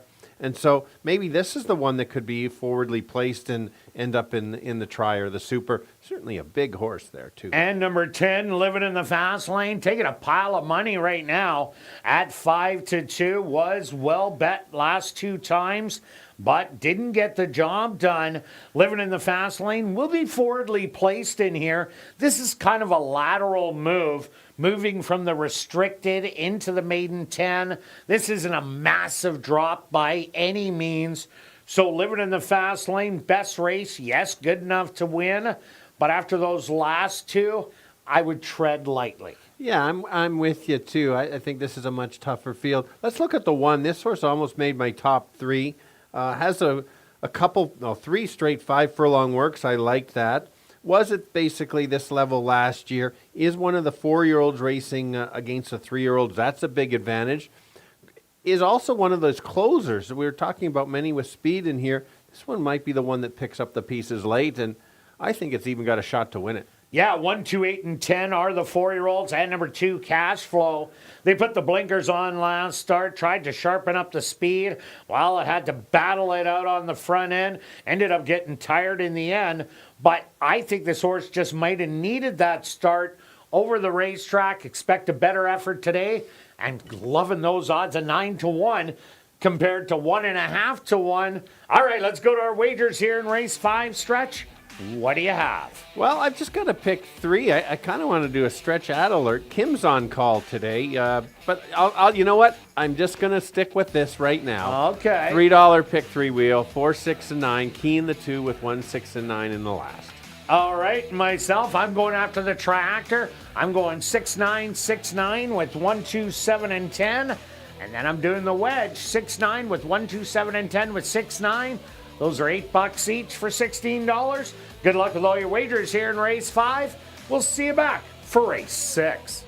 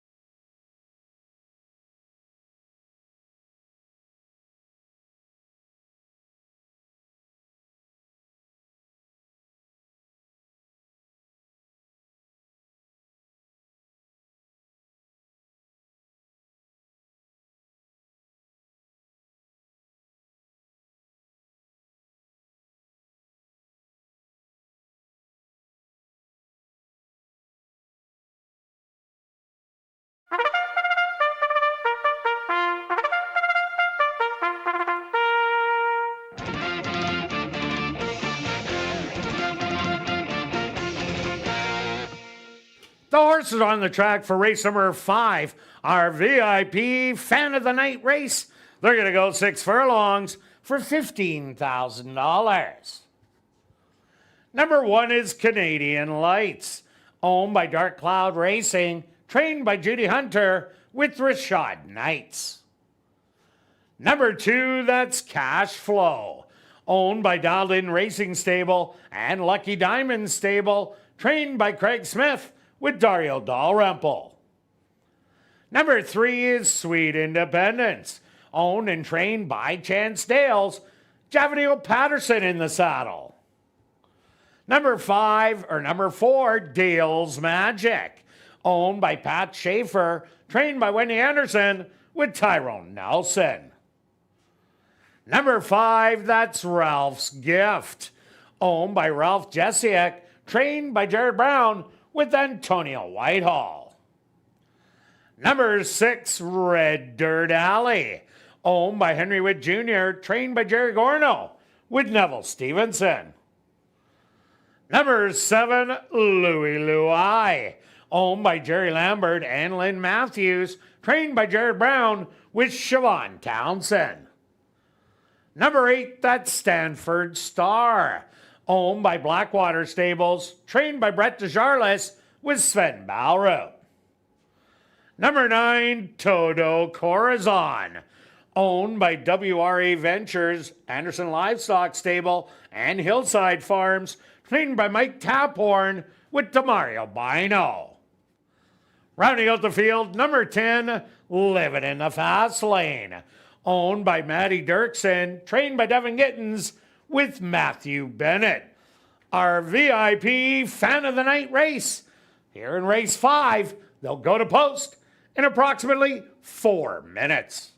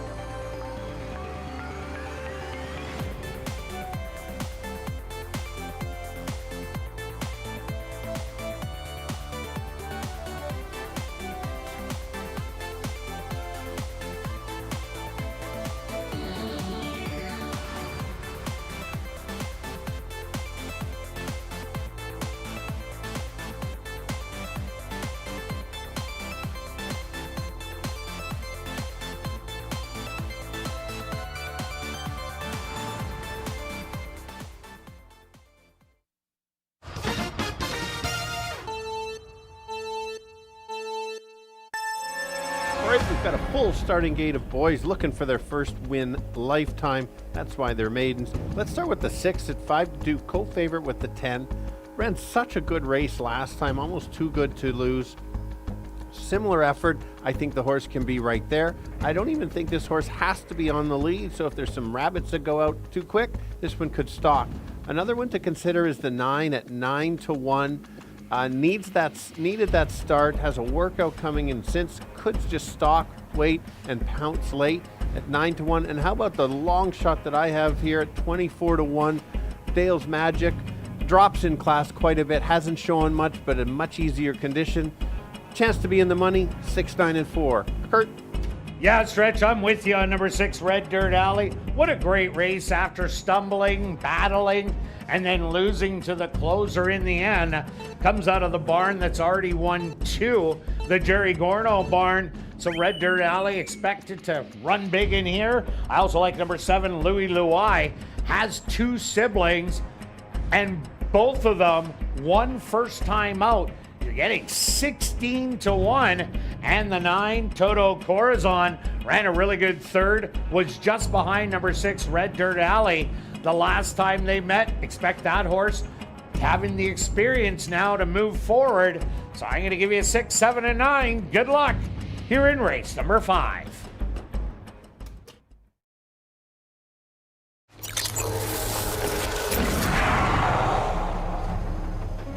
It's now 2 minutes to post time at ASD.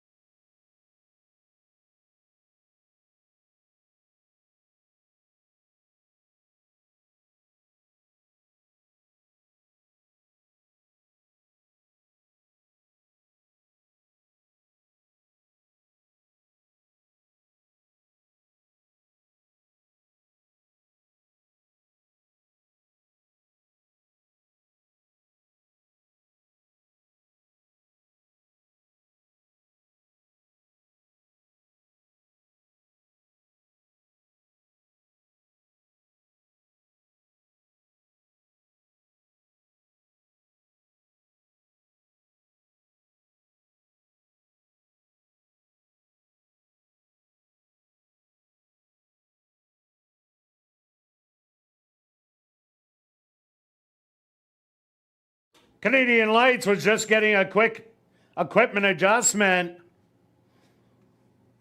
Rashad Knight's back aboard.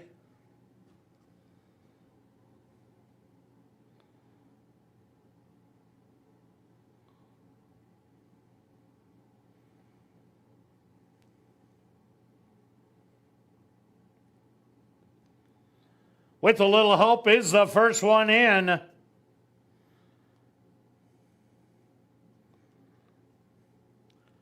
Cash Flow now steps up.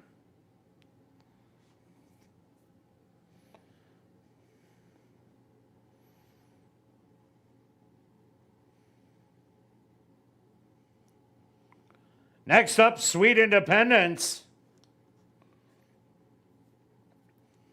Here comes Dale's Magic.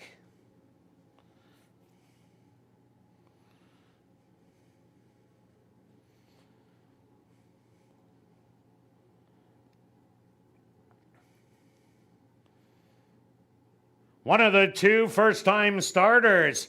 Ralph's Gift will be next.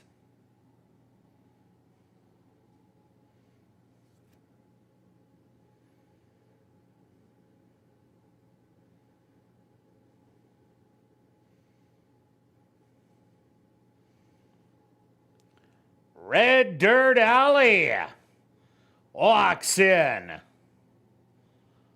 Here comes the other first-time starter, Louie Louie.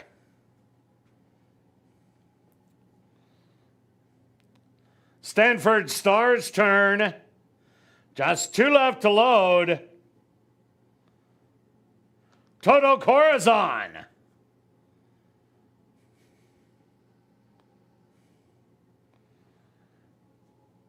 Now just waiting on Living in the Fast Lane.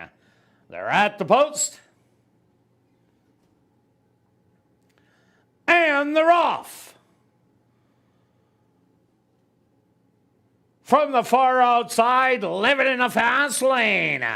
Trying to grab a piece of the early lead, and will get it. On the inside, Cash Flow to put on some early pressure. Stanford Star back in third. Moving up, Ralph's Gift in fourth. Three wide, Toto Corazon. Gap of 3 lengths back, Sweet Independence. Red Dirt Alley. Then Canadian Lights and your trailers.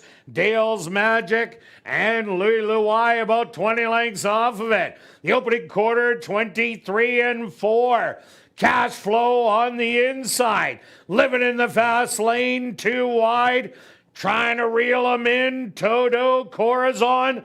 Ralph's Gift on the rail, looking for room. And Red Dirt Alley, 47 2 the half mile. Cash Flow now takes over with the lead by 2. Living in the Fast Lane, trying to battle back. But it's still Cash Flow inside the 16th pole. Cash Flow is going to take it. Toto Corazon in second. Very close for third.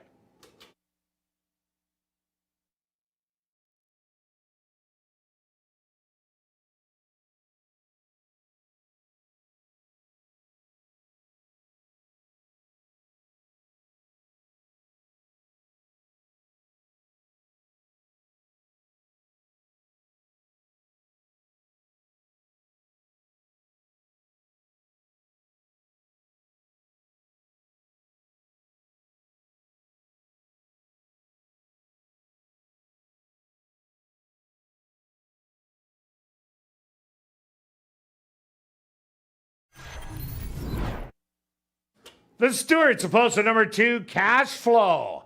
As your race winner, second goes to number 9, Toto Corazon. A photograph has been called to determine the show position. They went the opening quarter 23-4, the half 47-2. 5 furlongs, a minute and 3/5. Time for the 6 furlongs, 1:14-4.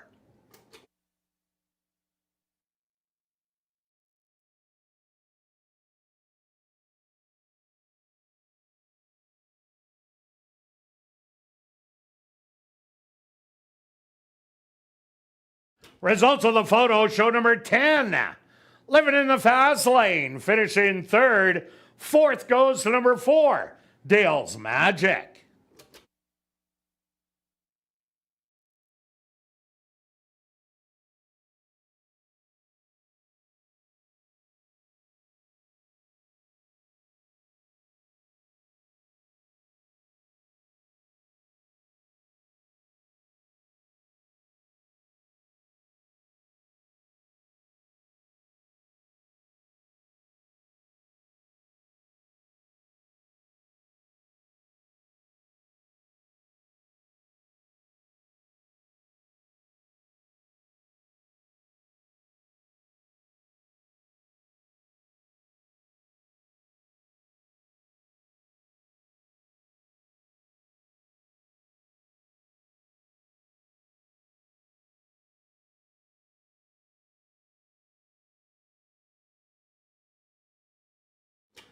Now entering the winner's enclosure, the unofficial winner of our VIP Fan of the Night race, that's number 2, Cash Flow. Cash Flow is a big gelding, 4 years old, by Spun to Run, out of the mare Lira Lira by Canaveral, owned by Dialed In Racing Stables and Lucky Diamonds Racing, trained by Craig Smith, and ridden to unofficial victory by Dario Dalrymple. Time for the 6 furlongs, 1:14 and 4.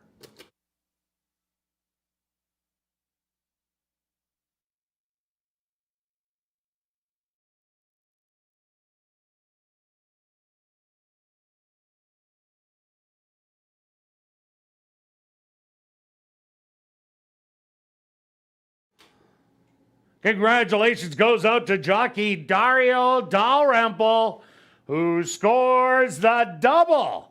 2 wins for jockey Dario Dalrymple.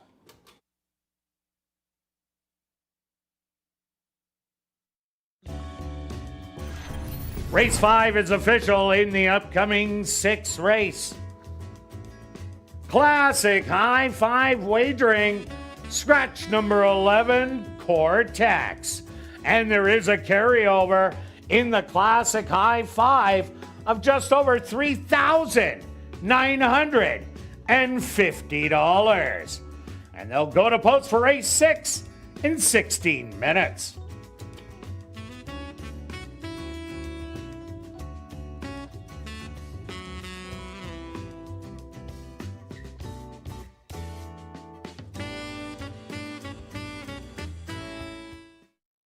Time is running out to get your 50-50 tickets. The current jackpot, $1,660 and growing. Tickets are available at Get Services, the VLT cashier's cage, from the roaming 50-50 seller, or just go online at 5050.asdowns.com. Sales will close at 9:50 p.m., just a little over 10 minutes away. You don't want to miss out.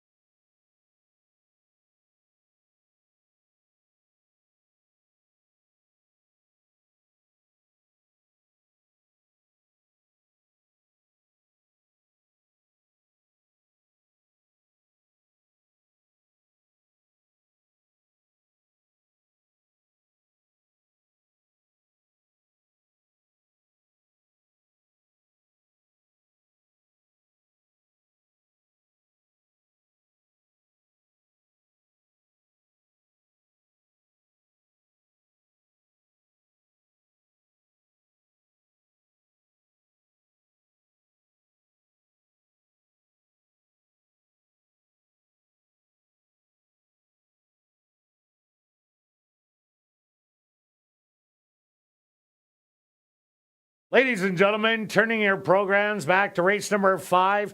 There's 2 claims to report.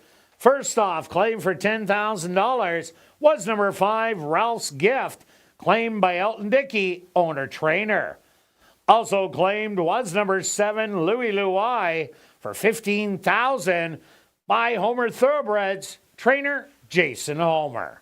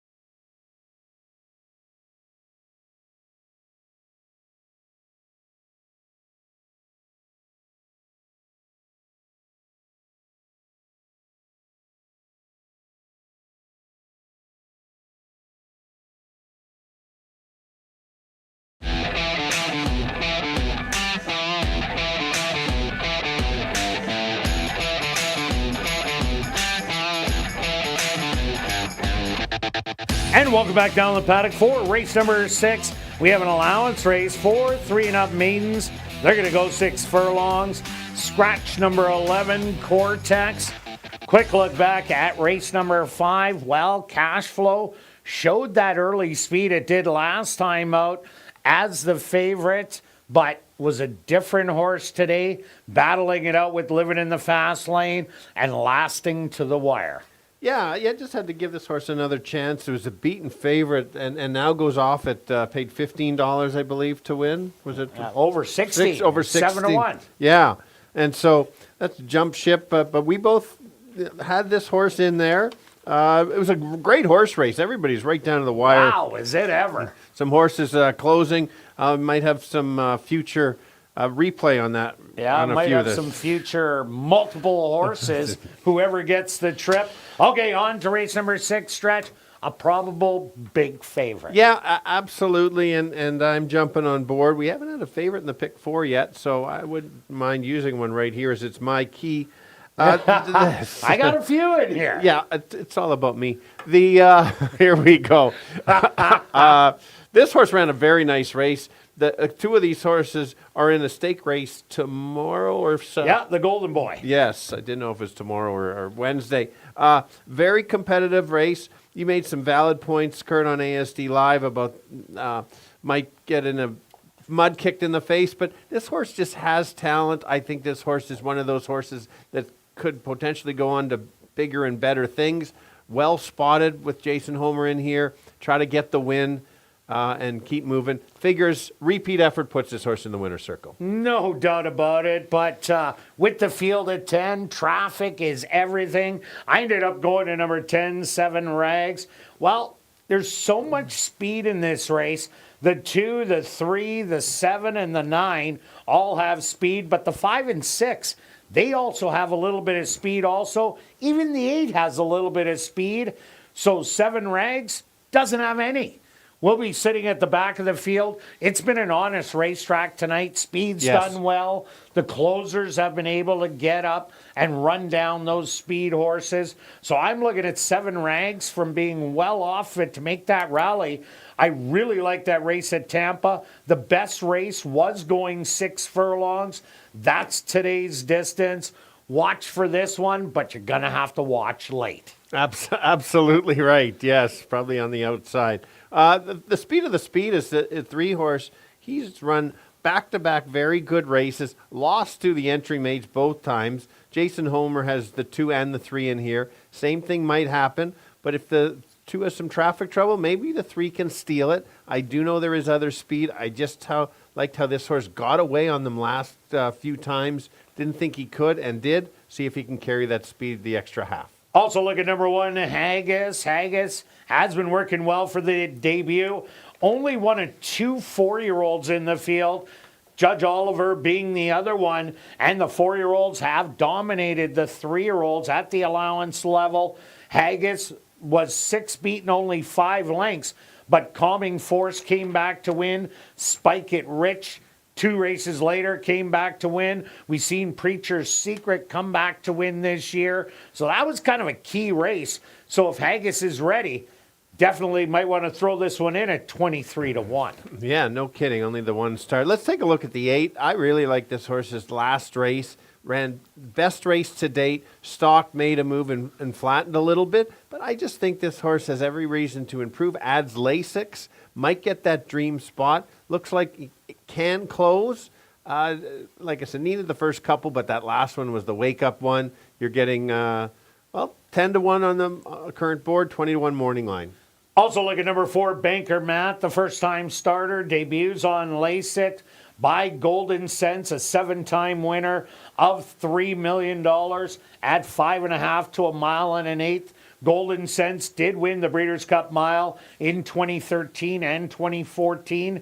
The mom, Joyce, was a maiden. This one has 9 half-siblings, 1 unstarted, 2 maidens, a 1-time winner of 50, a 2-time winner of 76,000, 2 3-time winners of 20 and 90,000, and a 4-time winner of 120, and a 6-time winner of 100. A lot of winners in there, and good workouts coming in. Absolutely. Let's take a look at the 9. Only 1 start. There is a lot of speed, but this horse has only had that 1 start. Every reason to improve, maybe able to carry the speed a little bit farther, or there was only 4 horses in that race last time, and the fractions were a little slower. Doesn't mean this horse is a need the lead or even end up on the lead, just might get that right trip. And number 7, American Wit, battled it out with Judge Oliver last time as the favorite and ended up backing up to be beaten by almost 6 lengths.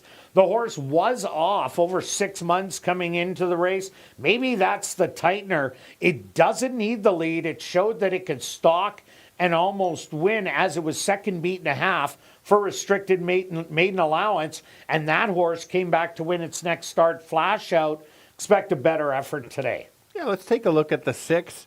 Had the first start coming from Hastings last time. Clearly needed the start. Has a workout since. Was in position and flattened. But we know that horses are going to need a start. This one just might improve that much more. And this is in your high 5. Watch out. Might get the pool. And number 5, Mimi Cry, had a couple starts at Keeneland and Churchill. Those were uneventful, but went to Turf Paradise, shortened up to 6 furlongs. Did show speed for 1/4 of a mile before backing out of it. Maybe this horse might show a little bit of life, but let's go to our wagers here in race 6. What do you got, Stretch? Well, we've got a carryover of the high 5. Of course I'm playing it. And I got to jump in. I can't let you get all the money. That's true. Well, we won't be sharing. It's Definitely not. Which is I'm okay with. Did it a different way, both of us. Yes, I'm keying the 2. All in on the 2. With 378, 378, 378, I sprinkled your 10 in 4th. Okay. And if I got the first 4, I've got the last leg because I got all. All right. Now I'm taking 210, 210. Big respect for the 2. With the 379, 379. With the 36789, $36. Good luck with all your wagers. Here in race 6, we'll see you back for race 7.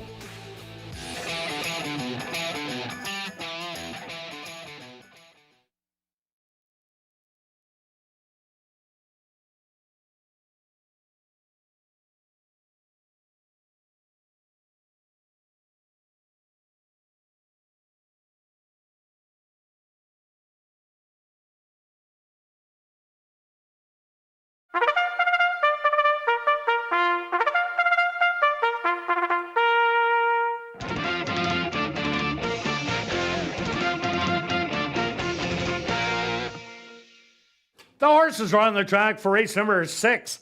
They're going to go 6 furlongs for $21,500. Number 1 is Haggis. Owned by Brent and Heather Rymack. trained by Brent Rymack with Dario Dalrymple. Number 2, that's Cash Mule, owned by Homer Thoroughbreds, trained by Jason Homer with Sierra Pruitt. Number 3, Judge Oliver, owned by Homer Thoroughbreds, trained by Jason Homer with Ronaldo Cumberbatch. Number 4, Banker Matt, owned by Arneson Farms, trained by Lise Pruitt with Matthew Bennett. Number 5, Mimi Cry, owned by Murray Clear Sky, trained by Sherry Lang with Arthur Badu. Number 6, Charlie's Prize, owned by Chase Stable and Charlie Stable, trained by Charlene Miller with Antonia Whitehall.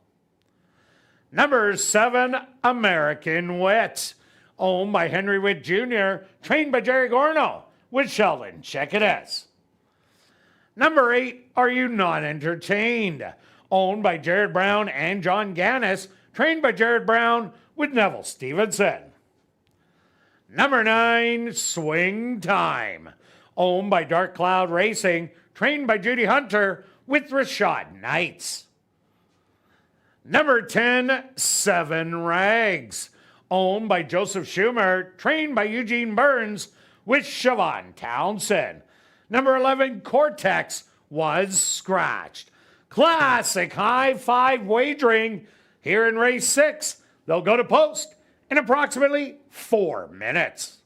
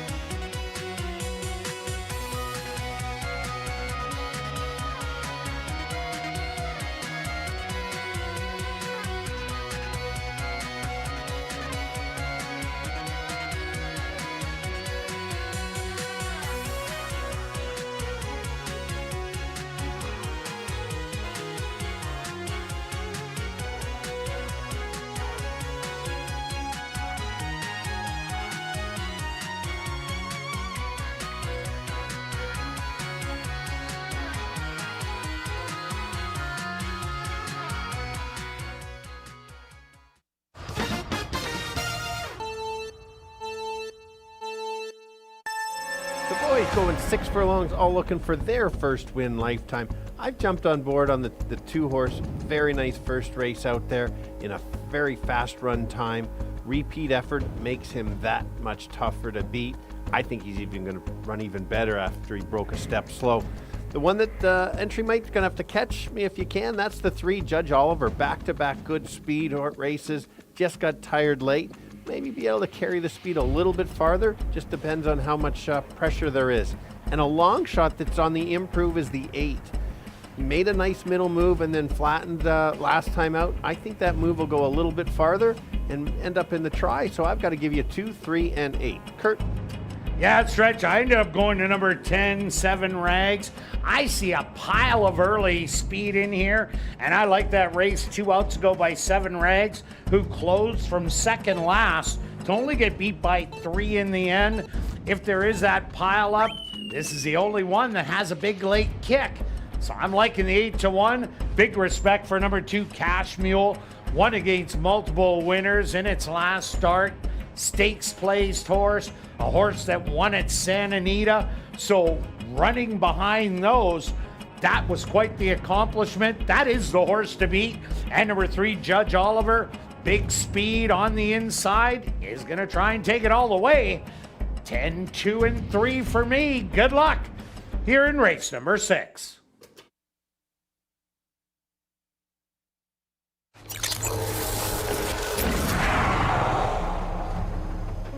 It's now 2 minutes to post time at ASD.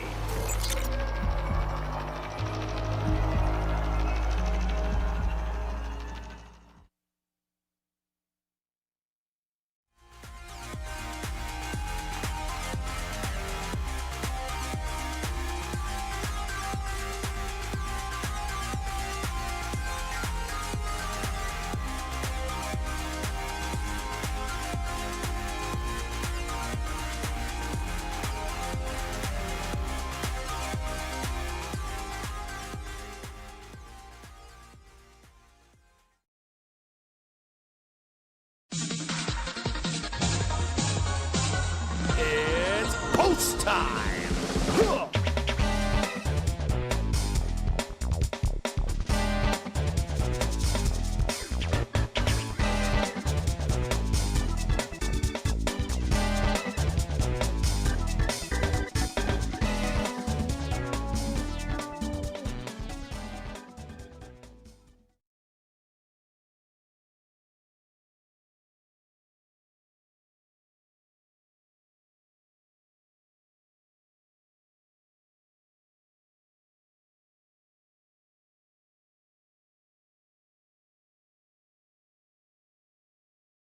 Are you not entertained? The first one into the starting gate.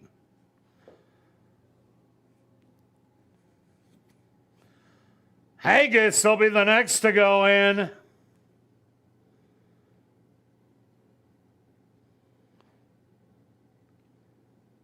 Here comes the 6-5 favorite, Cash Mule.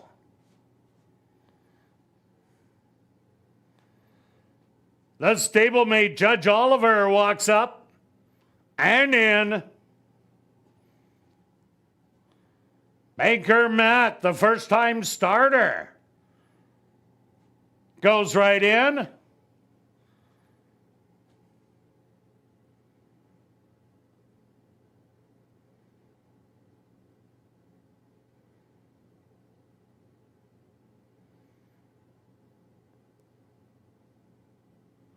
Mimi Cry walks right in. Here comes Charlie's Prize.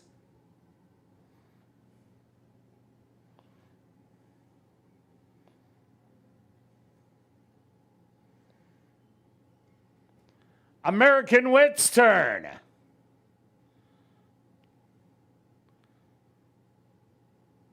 Just 2 left to load. Swing time.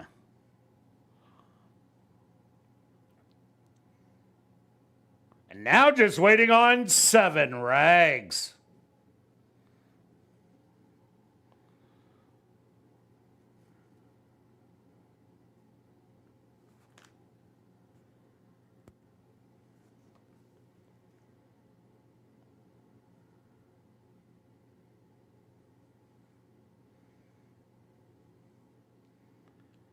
The field is set. They're at the post.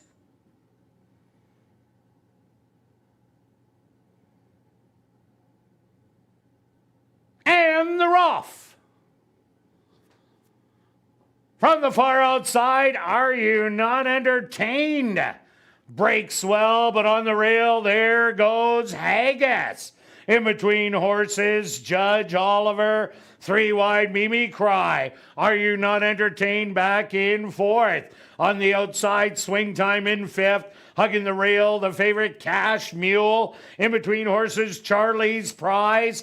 Then another length back. That's 7 rags in your trailer, Baker Matt and American Wit. 24-1 the opening quarter. Haggis with the lead by a half a length, but Judge Oliver now moving up 2 wide. Cash Mule has some running room and is moving 3 wide, but still has lots of work to do. They hit the head of the lane, the half 47-4, and Haggis has opened up by 4. Cash Mule and Judge Oliver trying to reel him in. A 16th of a mile to go. Haggis with the lead from the clouds. Baker Matt, Cash Mule, close at the wire. Looked like maybe Haggis hung on there. Second, Cash Mule between those two. And third, a fast closing, Banker Matt.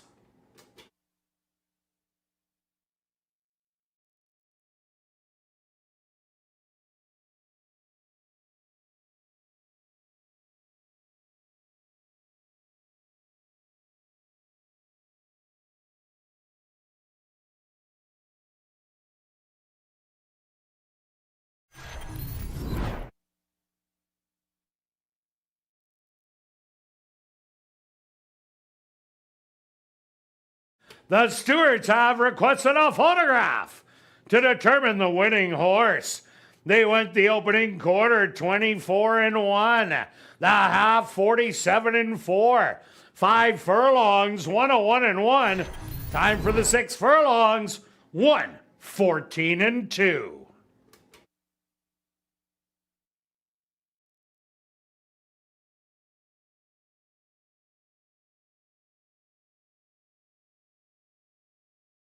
Results of the photo. Haggis blows up the top board at 45-1. Second to number 2, Cash Mule. Third to number 4, Banker Matt. Fourth to number 3, Judge Oliver. And fifth to number 10, 7 Rags.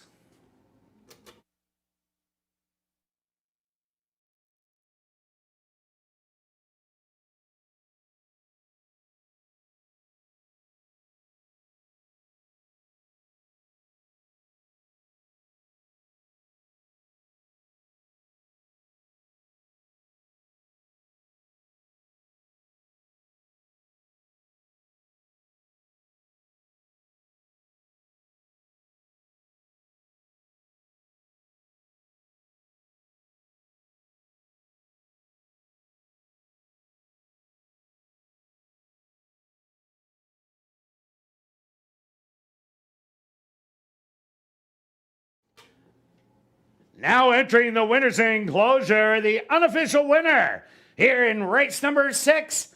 That's number 1, Haggis. Haggis is a dark bear brown gelding, 4 years old, by Brody's Cause, out of the mare Capel Bell by Awesome Again. Owned by Brent and Heather Rymack, trained by Brent Rymack, and ridden to victory by Dario Dalrymple. Time for the 6 furlongs, 114-2. Number 1, Haggis, was proudly bred right here in Manitoba by Gerald Babchishin. Also, congratulations goes out to jockey Dario Dalrymple, who scores the hat trick. 3 wins for jockey Dario Dalrymple. Race 6 is official in the upcoming 7th race. Classic high 5 wagering with a carryover of just over $13,100. Scratch number 8, Coastie.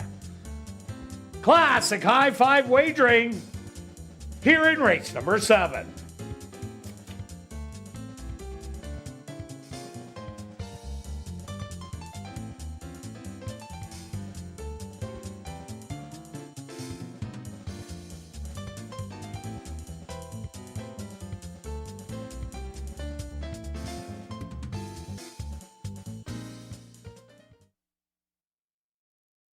And ladies and gentlemen, we've drawn our winning ticket in tonight's 50-50 draw. The winning number, 209-03385. Once again, the winning ticket in tonight's 50-50 draw, 209-03385. Congratulations, you've won $995. If you are on hand, please report to guest services on the main floor south end to claim your prize. And after the final race, be sure to head to the clubhouse for our popular Crazy Hour. Beer, shots, and wine, $5.50 and 25% off all starters. And we have a $500 Crazy Hour cash draw. That'll take place at 11:30 in the VLT Lounge.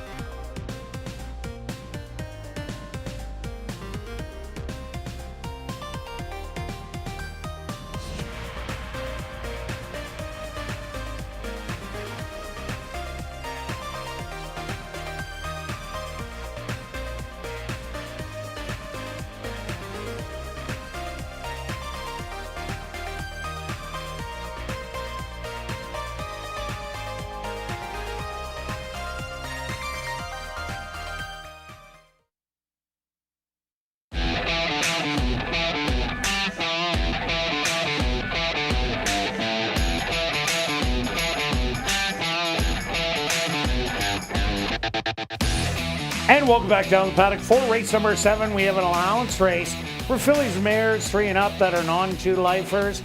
They're going to go 6 furlongs. Scratch number 8, Coastie. Quick look back at race number 6. Well, Stretch, I thought this could be a long shot race. Cash Mule ran huge. But what about Haggis? Out of nowhere, goes to the front and is our biggest priced winner of the meet. Yeah, one start. We talked about it. I didn't select the horse, but said that the horse certainly could improve because it only had the one start, had the 5 furlong work, and hung on. Nice race on the 2, just ran out of ground. And Banker Matt, the first-time starter. Yes. Coming from the clouds and running big and galloped out really nice. Sets up for a high 5. Just a heads up. Might be a stretch ad alert coming. Oh, imagine that. And whoever's live in the pick 4. Well, that one killed me too. Me too. And big prices all over. The lowest payout in the pick 4 is over $12,000. Unconfirmed, but I'm pretty sure the 3 and the 10 are pool shots for the high 5. All right. All right, here we go. I've got the 2. Let's go. I do not have the 2 in here. I hope you don't have the 2. Maybe turn the page. I was looking at Okay, there we go. Well, you're back on. I'm back on. I'm helping you out there, buddy. Yeah, it's just this. Yeah. Just Anyway, go. here we go. Let's go to the 9. I got this all figured out now. The workout's coming in from the 9. This horse is coming from Hastings Park and showed speed. You made some great points about who this horse had to run against. The horse lost by 12. Not a big deal because to an undefeated horse. Correct. In 4 starts. And this is only the second time this year we've seen a 6 furlong work, 15 and 2. I think this race is only going to be about a second and a half faster. If this horse repeats that workout, watch out. Can show speed. My figures say this horse could control the front end if it wants to. Also look at number 6, Nickety Split. Ran huge last time out. Unfortunately, ran into Steal Your Soul. Steal Your Soul won the previous start by an easy 8 lengths. And then won it easy again. But Nickety Split tried really hard. And that was a great second place finish. Even the previous start lost to a wire-to-wire winner. I'm expecting big effort today. I agree with you. It's just a better chance here. The horse I do like in here to at least be in there, maybe even a small shot at the win, is the 1. Moving up from the 7,500 level, but made it look so easy. Back-to-back very good races. This horse came from Gulfstream Park. Some people say the 3rd start is even the biggest one. If the horse runs back to that last race, watch out. If it regresses, may not be there. What if it improves? Then you better bet this horse to win. Also look at number 4, Zabibo. Comes out of a 4-horse field. But that was against non-3 lifers where Cumberland Falls was bet off the board that day and did go wire to wire. Had a nice rail rally to get up for second, beating She's So Croatian, who is chasing Cumberland Falls around. I think Zabibo could move forward off that race as that was her first start. Expect better things today. Yeah, and there's a few people. One person cheering for the 3 for potential pool shot is the 3 horse. This horse similar has lost to the 6 last time, but it's close. Might get that right trip. Has a workout since. I do like that. I've seen this horse run here and Turf Paradise. This horse has talent. Also look at number 5, Neytiri. Neytiri lost to Bougie Bridges, the 3 and the 6, but ran a good race last time out. Was beaten 8, showed a little bit more close in its previous start. Neytiri took a while to get running last year, so maybe 3rd start off the layoff. This one's the charm.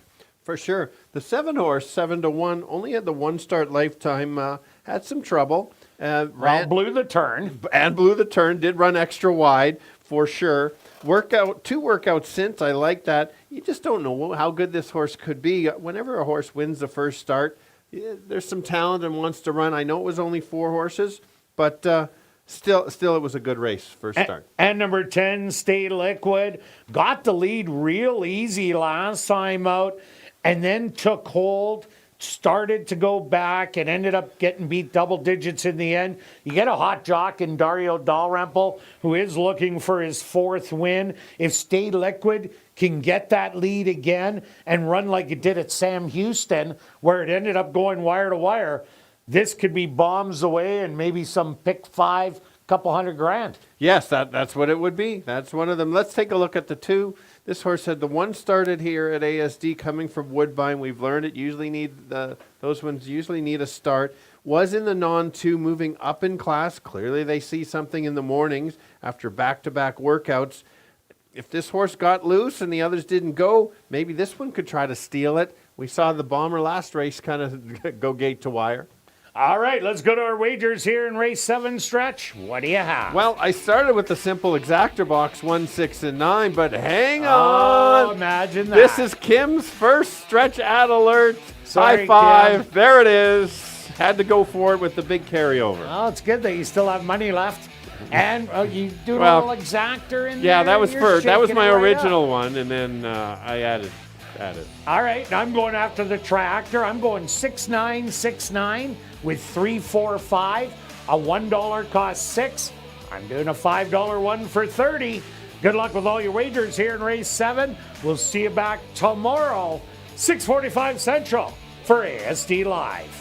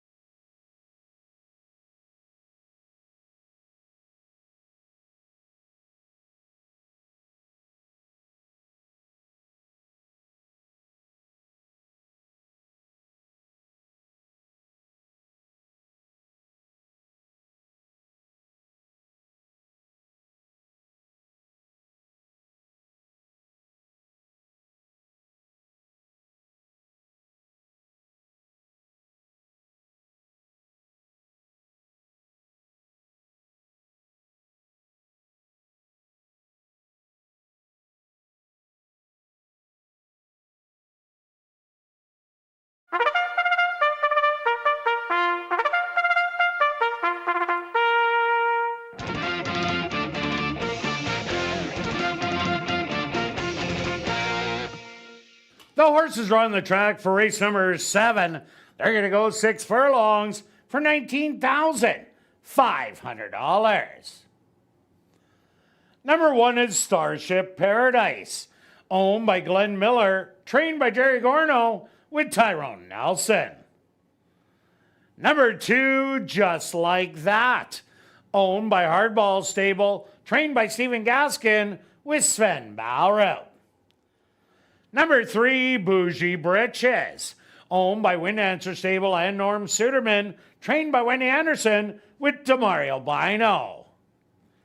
Number 4, Zabibo, owned by Dr. Ross and Brenda McKeag, trained by Carl Anderson with Rashawn Brewster.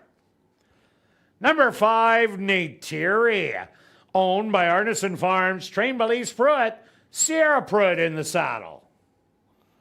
Number 6, Nickety Split, owned by Jerry Lambert and Lynn Matthews, trained by Jared Brown with Antonio Whitehall. Number 7, My Kinda Delight, owned and trained by Doug Mustard with Siobhan Townsend. Number 8, Coastie was scratched. Number 9 is Mina Marina, owned by Jim and Ann Allendal, trained by Cindy Krasner with Kieran Calawan. Rounding out the field is number 10, Stay Liquid, owned by Henry Witt Jr., trained by Jerry Gorno with Dario Dalrymple. Classic high five wagering with a carryover of over $13,000. They'll go to post in approximately 4 minutes.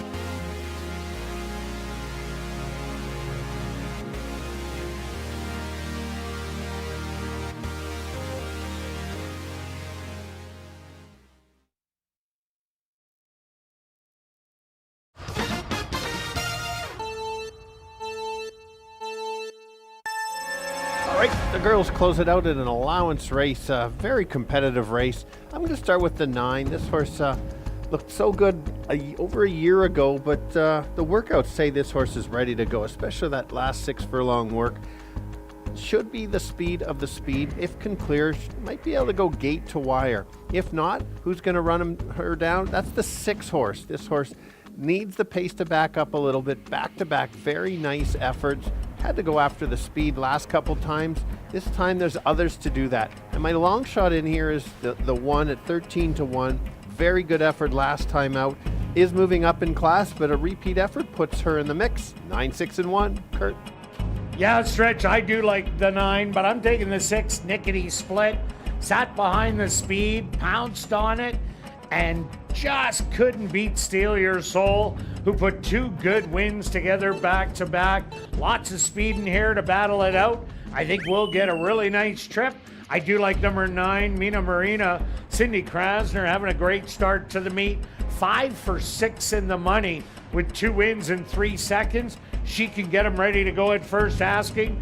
And this one did have talent as a 3-year-old, and the workouts are really good. And number 4, Zabibo. Will round out my top 3. A good rally down the lane to grab second in against non-3 lifers, back against non-2 lifers. So I'm going to give you a 6, 9, and 4. Good luck here in race number 7.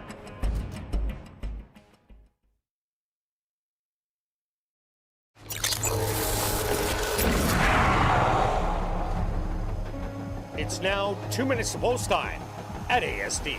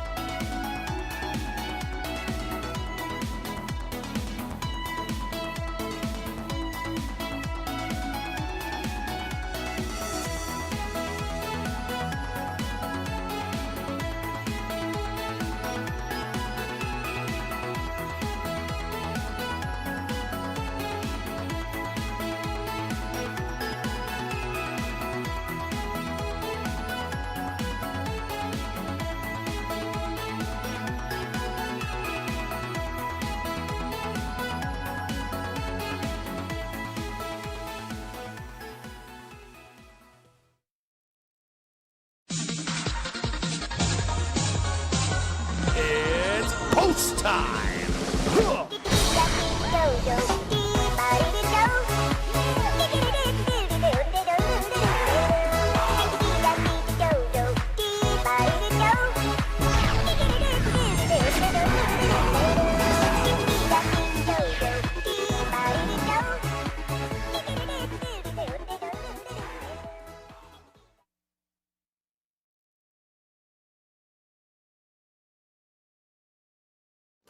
Starship Paradise will lead the field in for the nightcap.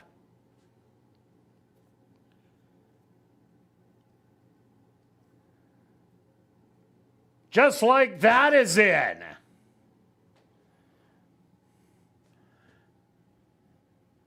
Bougie Britches finds her spot. Here comes the Bebo.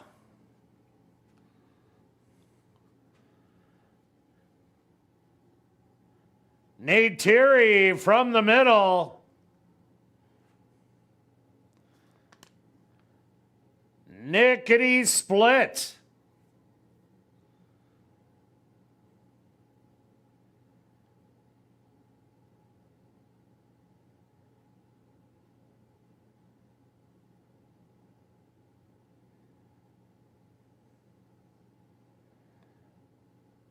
Nickety Split gonna need a little help from the gate crew.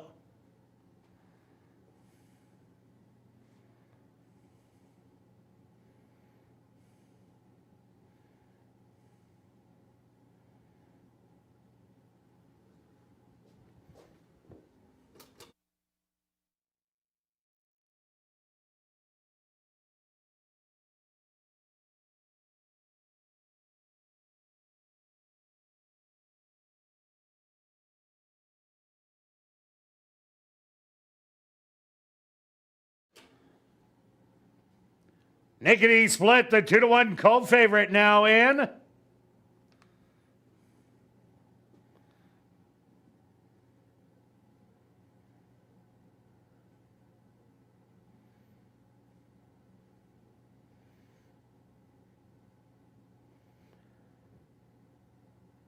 My Kind of Delight. She's in, just 2 left to load. Mina Marina, the other co-favorite at 2-1. And now just waiting on Stay Liquid.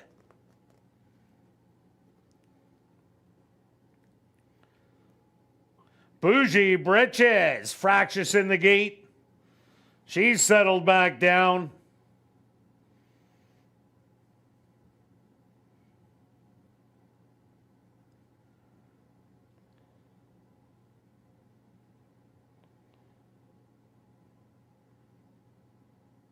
They're all in. They're at the post.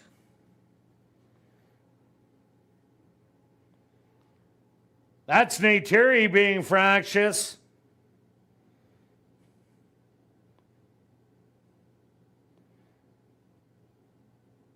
And they're off. Breaking a little slow was My Kind of Delight.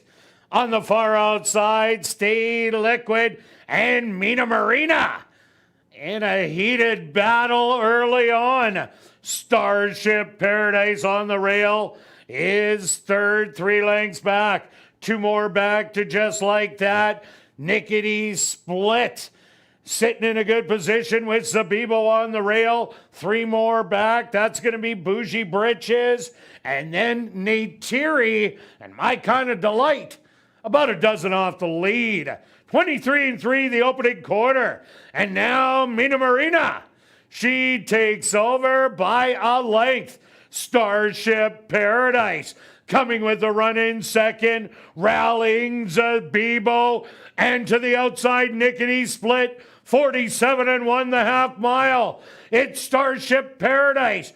Poking the head in front on the rails. Zabibo rallying very late. Nickety Split. But Starship Paradise is going to take it. Zabibo in second. Nickety Split in third. Look like Mina Marina in fourth. And My Kind of Delight rounds out the top 5.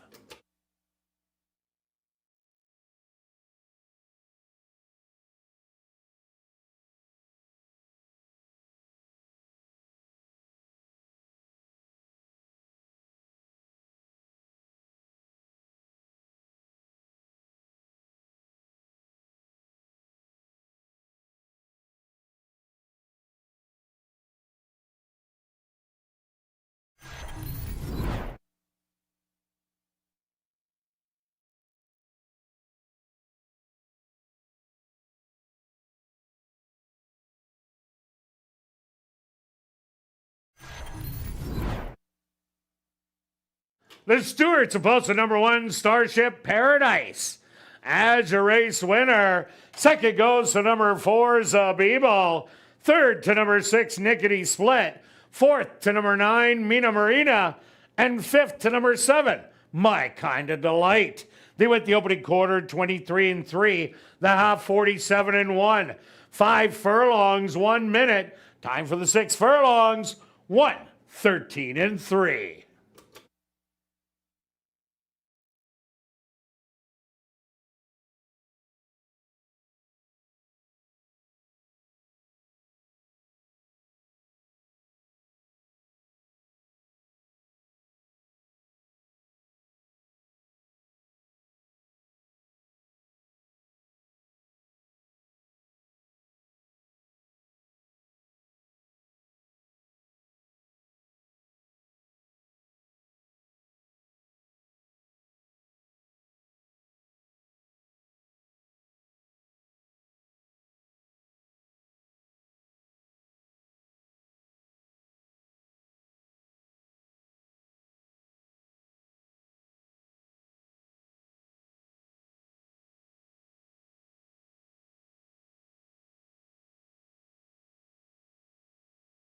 Ladies and gentlemen, we have a rider's objection here in race number 7.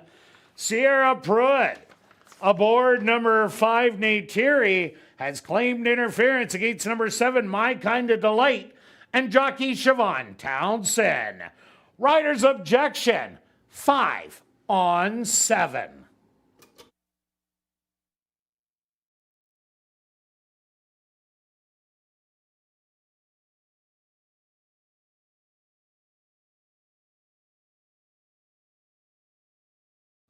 Now entering the winner's enclosure, the unofficial winner here in race 7, that's number 1, Starship Paradise. Starship Paradise is a Bay filly, 4 years old, by McLean's Music, under the mare's Secret Garden by Flanders Fields. Owned by Glenn Miller, trained by Jerry Gorno, and ridden to victory by Tyrone Nelson. Tied for the 6 furlongs, 1:13-3. Congratulations goes out to trainer Jerry Gorno, who scores the hat trick. 3 wins for trainer Jerry Gorno.